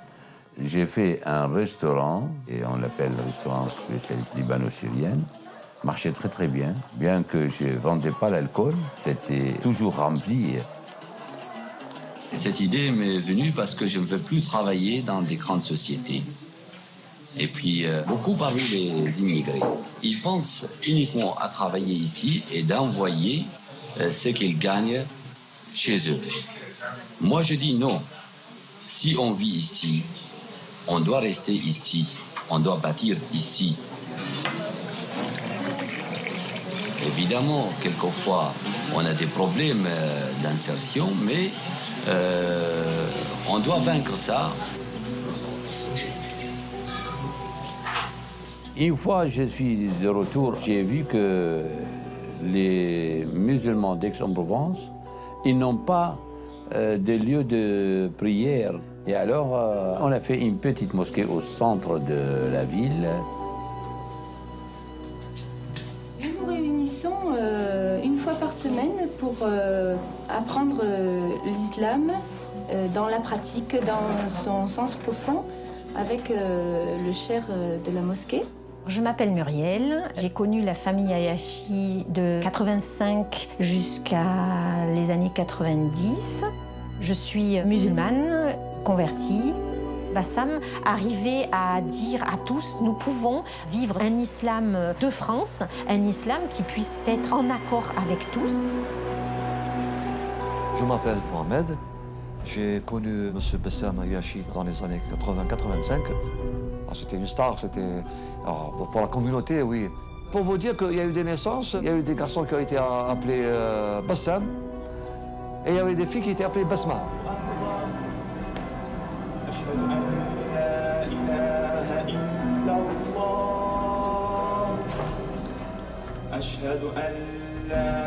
D'un vendredi à l'autre, on l'attendait avec impatience, on se posait pendant une demi-heure, on était hors du temps. D'un coup, on se retrouvait dans le désert, les dunes, les pyramides, les chameaux, et à moins de 2, vous voyez passer donc ou les prophètes ou les bédouins de l'époque, ou le décor, ils savaient le planter. Par rapport à l'époque saoudienne, vous n'aviez pas de discours politique à l'époque? Je n'avais pas de discours politique, c'était des discours historiques, moraux. J'ai enseigné l'islam aux musulmans, comme n'importe quel curé ou rabbin qui fait son devoir. Bassam était quelqu'un de vraiment très sollicité. Les espaces de restauration halal étaient pratiquement inexistants. Les boucheries se comptaient sur les doigts d'une main. Et Bassam pouvait orienter, dire « tu cherches ça, et bien voilà, c'est là que tu vas le trouver. Tu cherches ça, et bien voilà, c'est ici, telle adresse. » Et tout le monde faisait circuler le numéro de téléphone de Bassam. Le matin, pour la prière, les personnes pouvaient appeler. « Allô, oui, madame, c'était Pascal qui répondait. S'il vous plaît, à quelle heure est l'horaire de la prière ?» Et vous, à l'époque, un islam de France, ça vous paraissait possible? Enfin, justement... Bah oui, c'était les musulmans, tout simple, qui vivent en France. C'est plus tard, les Français, ils commencent. Vous ne devez pas porter le foulard, c'est des signes religieux, mais avant, ils ne parlaient pas de ça. Là, on a commencé à se mêler dans la vie personnelle des gens, sous le nom de la laïcité de la France. Et là, ça commence les problèmes. À Aix-en-Provence, comme si tu étais dans un petit bled, très loin, dans la montagne, comme ça on va dire, à la campagne. Il faut aller dans le centre, où il y a tout le monde. Et le centre, c'était vraiment Bruxelles.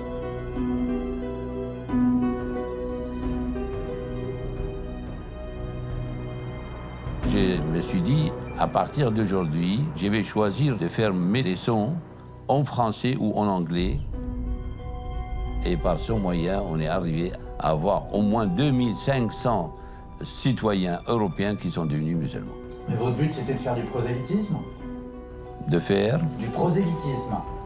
Qu'est-ce que ça veut dire? J'ai entendu parler pour la première fois de M. Bassam Ayachi vers le début des années 90. On découvre quelqu'un qui professe un islam qui est relativement rétrograde, je dirais. En tout cas, qui n'est pas toujours compatible avec les valeurs actuelles au niveau des attitudes, la mixité, les vêtements, le travail, etc. Ça nous pose problème parce qu'on ne sait pas très bien où ça va aboutir. Il y a quelque chose, on sent qu'il y a quelque chose.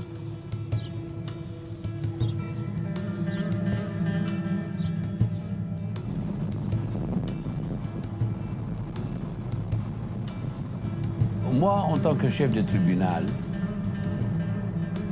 certainement j'applique la loi de la charia al-islamiyya, c'est-à-dire la loi islamique.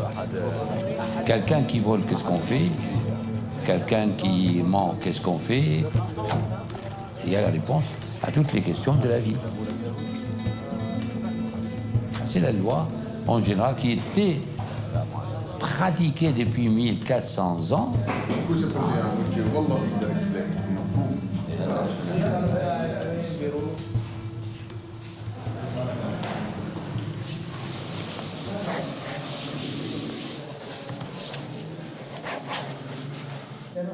ايش هذه؟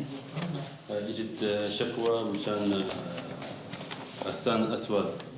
ايوه. بما انه مسجون جوا في قضيه محمد المقتول وفي سعاد النسوان انخطفوا بعرة. ايوه. هذول خاطفهم هو بالسجن مشان دعوتين من الكتاب تاع الخيار. هو خاطفهم؟ هو كان خاطفينهم. C'est des gens qui appartiennent à Daesh à l'époque. Ils ont assassiné quelques-uns, ils ont volé la Madame Souad, volé son or et tout. Alors on les a attrapés. وله علاقة في القتل هذا في قتل الأشخاص اختفوا عبد الكريم وغيره. لا شيخ كتبت له هذا الكتاب قضية قتل وقضية خطف سرقة أيوه. وقع لنا شيخ وانا سامحك. C'est l'application stricte de la charia, c'est-à-dire est-ce qu'on coupe la main des voleurs, est-ce qu'on lapide la femme adultère? Comme il n'y a pas chef de l'État, il n'y a pas ce qu'on appelle le président ou le roi ou le commandeur de croyants, on ne peut pas appliquer la peine totale, on n'applique que dans des petites portions. Mais un voleur qui a tué des gens, on ne va pas l'attendre 10 ans encore, allez, on le tue et on finit de lui. Ce jeune homme, il était frappé par Jabhat al-Nusra. جلست نشوف عمو مشان ايش ضربوك هيك؟ ان شاء الله نص ساعه ان شاء الله. مشان ايش؟ لانه اخوك كفر؟ واخوه عقبوه. وانت لما اخذوك قالوا انا مالي على انا ما كفرت. ايوه. Ce jeune homme, maintenant, il réclame réparation. Vous m'avez frappé, moi je n'étais pas présent quand mon frère il a fait ça. إلا بهالحالة هذا هو مظلوم ومضروب ونحن لازم نسألهم تعالى هون مين ضربوا إلى آخره فاسألهم وإذا كانوا متعدين بندفعهم هالضربتين هاي أموال يأدوها للراجل ويعتذروا له. يا شيخ ضربهم اللي مبين ضرب لأم مبين في يعني في شغلات بيناتنا. جيران البيت. نحن ما عندنا جيران في البيت. ما خلي وأنت لما شفت أخوك كفر لازم تشيل إيدك وتعطيه على وجهه يا كلب يا حقير. أما أنتم كل واحد بتشوفوه كفر أدبوا لحالكم على طول أدبوا ما تخلوا حدا من أولادنا الصغار يكفر لأن أولادنا متعلمين على الكفريات هون في شجر وفي كل مكان كر ما تشوفوا إلا خلط له كفريتين ثلاثة. Le fait de frapper quelqu'un parce qu'il a poussé un juron, ça me paraît assez obscurantiste. On ne permet à personne d'insulter le prophète Mohammed sallam ou la religion juive ou la religion chrétienne. Si quelqu'un il va injurer Dieu, on va lui dire repentis-toi à Dieu. Si ça ne te plaît pas, casse-toi, va chez tes amis laïcs, européens, vive avec eux mon ami. Va boire l'alcool et va utiliser toutes la loi qui te permet de vivre tranquille dans ta vie. Ça fait un peu taliban, ça, non? Si vous avez abandonné votre Dieu, mon ami, nous n'avons pas abandonné notre Dieu. On a fait une grande révolution et une grande lutte pour retourner à la vertu de la morale.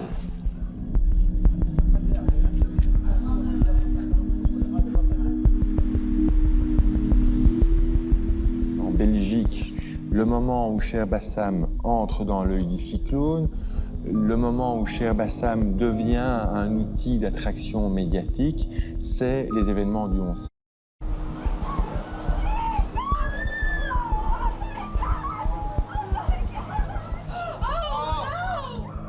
Deux jours avant les attentats du 11, le commandant Massoud a été assassiné par 2 faux journalistes belges. Alors ça, c'est Abdessatar Daman, c'est le chef du commando. Cet homme a vécu pendant plus de 10 ans en Belgique. Il s'est radicalisé ici, chez nous. Ensuite, il est parti en Afghanistan rejoindre Oussama Ben Laden. Il va avoir le choc quand on découvre qu'un des protagonistes de l'assassinat du commandant Massoud a été marié par le cheikh Bassam. Donc il y a une proximité. Et donc, on va évidemment effectuer des perquisitions. Ce qu'ils espèrent y trouver, des liens avec les réseaux terroristes d'Oussama Ben Laden. C'était pour eux, tiens, c'est le grand choc. Et je condamnais l'attentat. Moi, je ne veux pas qu'on tue le commandant Massoud. C'était un héros national. Il était, d'ailleurs, moi, je l'ai vu, commandant Massoud, dans la vie. Je suis allé le voir et le rencontrer.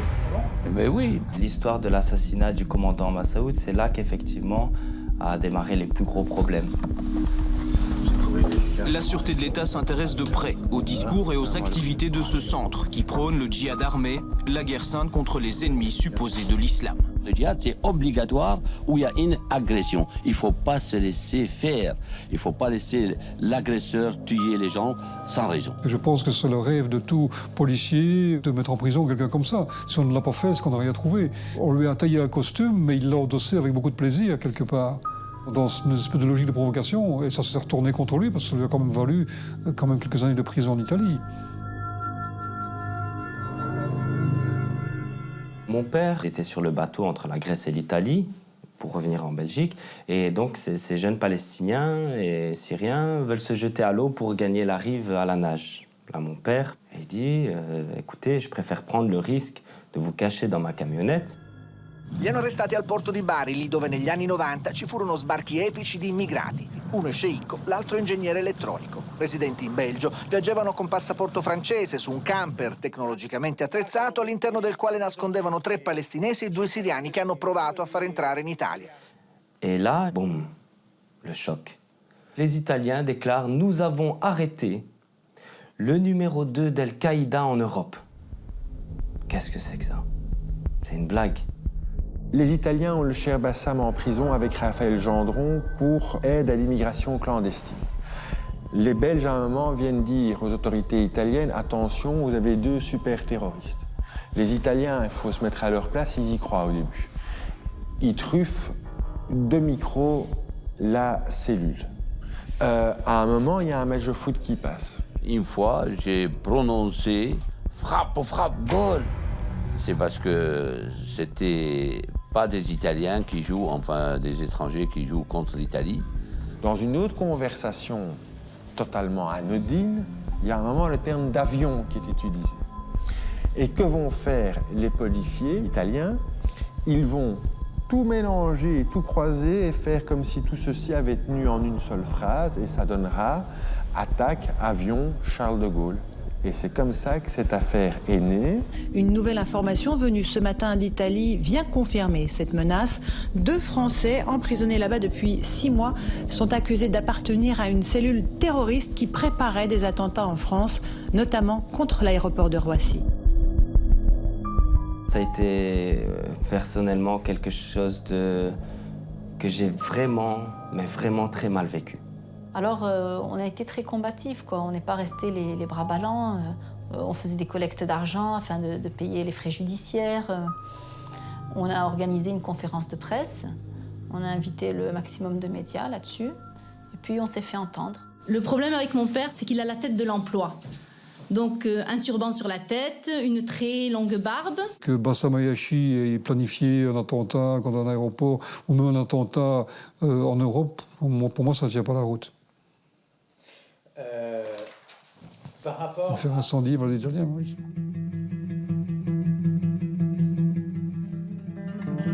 Bassam Ayachi non era un terrorista. Per l'ex imam sceicco di Bruxelles di origini siriane, la Corte di Assise d'Appello di Bari, al termine del processo bis, ha confermato l'assoluzione dall'accusa di terrorismo internazionale.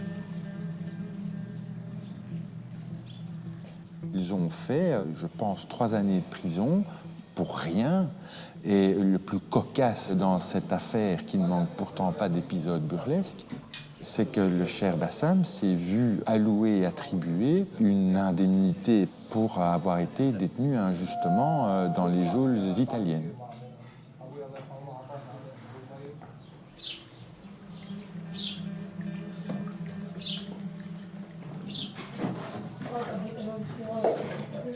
Aujourd'hui, c'est le premier jour de Ramadan. Alors les gens, quand ils jeûnent, ils aiment bien boire de l'eau de source qui sort de la montagne directe. Pour eux, c'est l'eau pure qui purifie leur corps. C'est la source de Cheikh Bassam.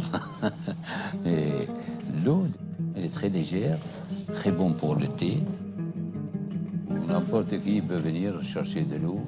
Notre porte est de toute façon ouverte à tout le monde. On ne devient pas chef et cheikh sans être le cœur et la porte ouverte à tout le monde.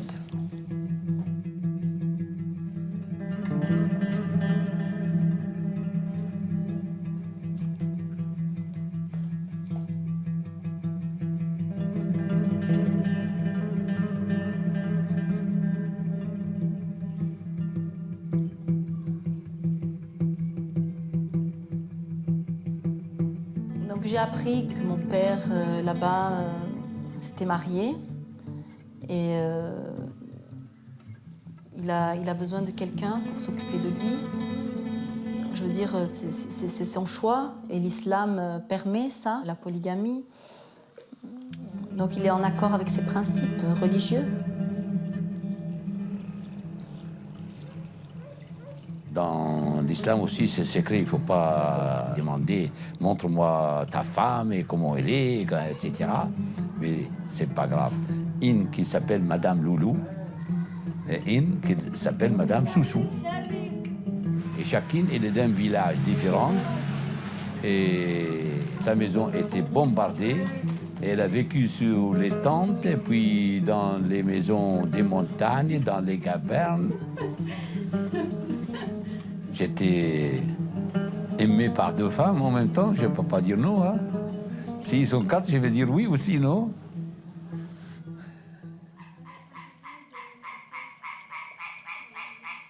Comment ça se passe la cohabitation?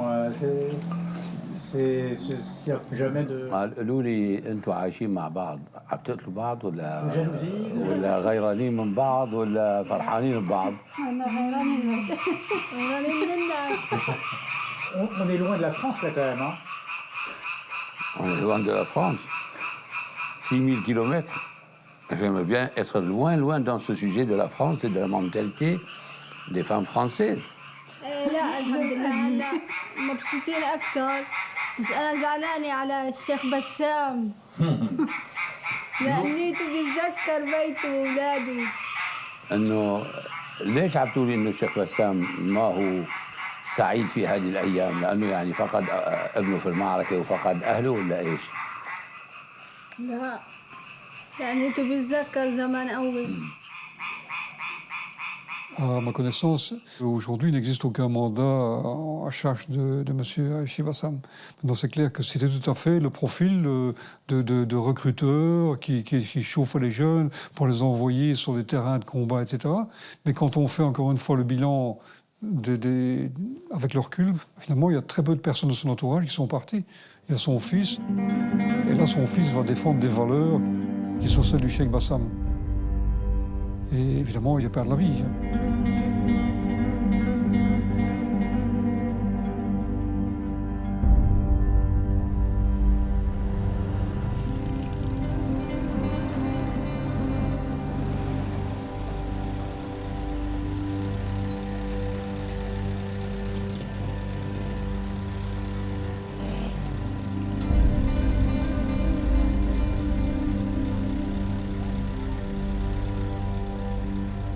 Mon père a toujours enseigné le djihad comme il enseigne une autre matière de l'islam. Il nous a toujours laissé le choix, mais effectivement, il m'a dit « Et toi, tu vas pas partir au djihad? Tu vas pas défendre ton pays ?» Mais c'était plus comme une question pour me tester en fait. Qu'est-ce que je vais répondre à ça? Alors j'ai dit, moi je vais m'occuper de ma mère malade et de mes frères et sœurs et leur enseigner. Alors il a compris, il a souri, il m'a dit ok. Quand vous avez appris la mort de votre fils, est-ce que vous avez eu un sentiment de responsabilité, d'être responsable de ce qui arrivait? Non. Mais quand j'ai appris la nouvelle qu'il est tombé martyr, pour moi, ça m'a enthousiasmé à continuer ce qu'il a commencé. Et quand je suis arrivé, j'ai trouvé tous ces gens qui étaient avec lui me disant « Nous sommes tes enfants. Nous sommes les frères de Abdelrahman, Abu Hajar. » Et donc j'ai retrouvé à la place d'Abdelrahman des centaines d'Abdelrahman qui me disaient la même chose en me disant « Nous sommes tes soldats et tes enfants. » Et pour cette raison, j'ai perdu un, mais j'ai gagné des centaines.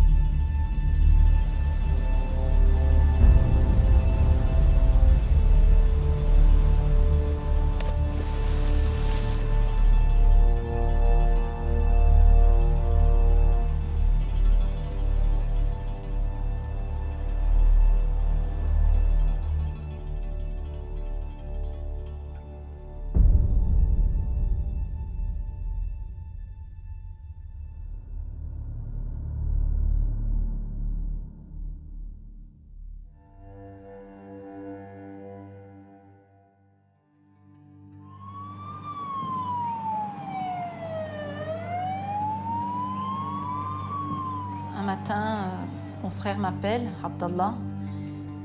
Et puis sa voix sanglote au téléphone. Je lui dis, qu'est-ce qui t'arrive? Il me dit, mon père, il a été touché par une explosion et on ne connaît pas son état de santé. Et après, je l'ai entendu un peu pleurer au téléphone. Il m'a dit, je te rappelle. Et puis, très peu de temps après, dans la même journée, il y avait déjà des vidéos qui étaient postées. J'avais le cœur serré et je me disais, j'espère qu'il va tenir le coup. Je faisais des invocations à Dieu pour ça.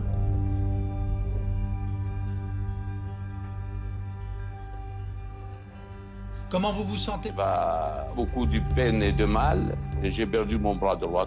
Et moi, j'attends d'être tombé martyr depuis longtemps. Nous sommes venus ici contre Assad, mais je ne suis pas venu pour aider les extrémistes qui veulent anéantir le monde entier selon leur théorie.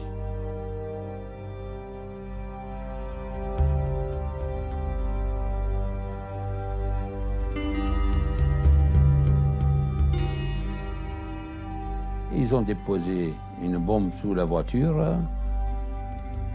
Le matin, quand on a pris la voiture, ils étaient en train de nous observer sur une moto et nous suivaient. Et alors, avec la télécommande, ils ont appuyé et ça y est, ça a explosé. L'explosif était sous votre siège, hein? Heureusement, il y a un grand batterie qui a pris tout le choc. Sinon, je serais en morceaux.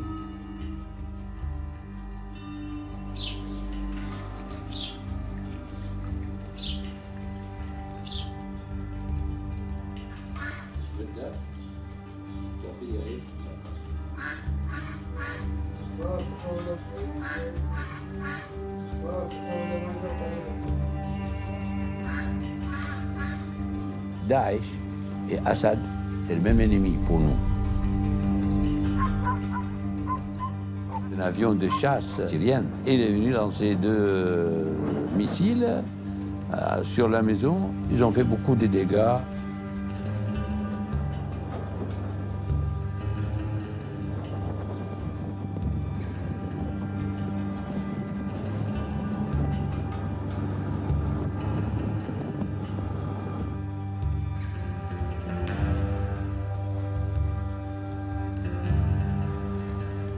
Mon fils Abdelrahman, qu'on l'appelle Abou Hajar, il y a quelques jours de ça, on a libéré l'endroit où il est tombé martyr. Inch'Allah, je vais aller pour sortir les os et l'enterrer dans le cimetière des martyrs.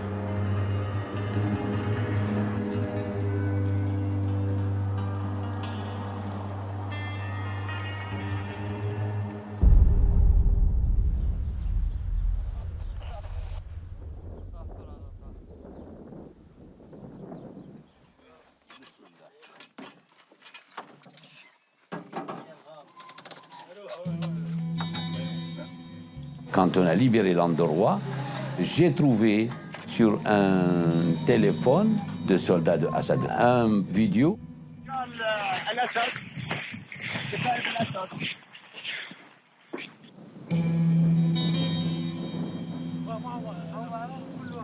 Et avec le corps de Abdelrahman et le corps de tous ses copains. لقد تم بإذن الله قتل هذه المسلحين منذ 10 أيام. Et puis, les soldats, ils déclarent qu'on a amené un bulldozer et on a pris de la terre et on a jeté sur leur corps.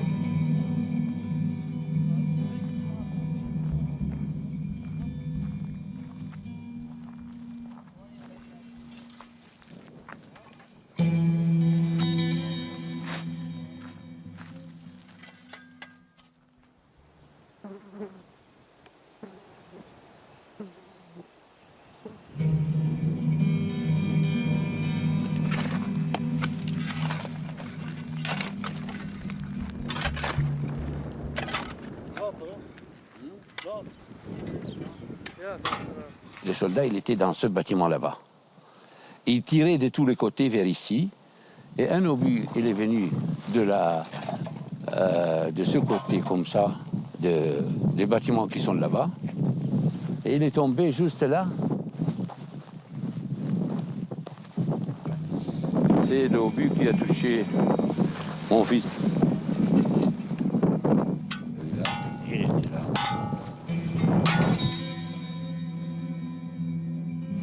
Et Abdelrahman, il était ici dans ce coin, comme ça, assis là, en train d'observer le bâtiment qu'on se trouve là en face là-bas. Et il a ce fusil comme ça, et il regarde là, il dit à ses copains, avancez doucement, doucement. Et là où il a reçu donc l'éclat qui a tiré son coup, il est tombé là, et puis il s'est mis debout. Il a couru quelques mètres, il est tombé, puis un autre ami à lui, il a dit « Moi, je l'ai retiré pour le sauver, je suis arrivé à l'arbre, j'étais épuisé, il était mort, alors je l'ai laissé, je me suis retracté vers les frères qui se trouvaient là-haut. »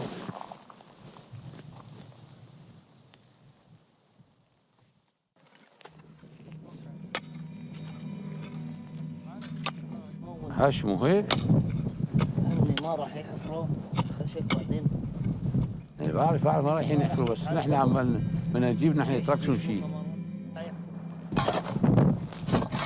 خلاص خلاص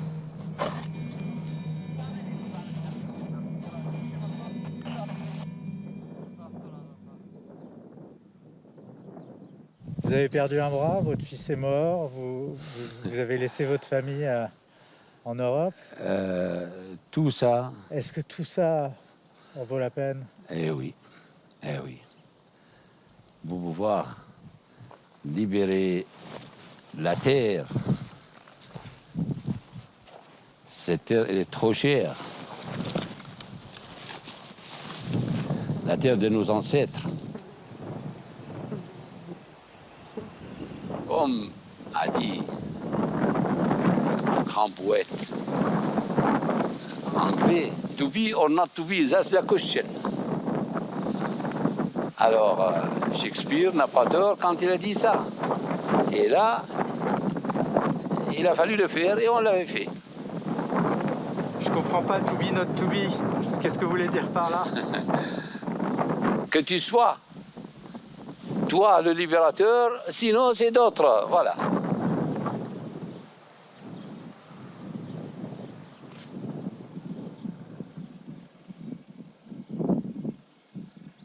Allez, on va partir. Ouais. Salam alaikum.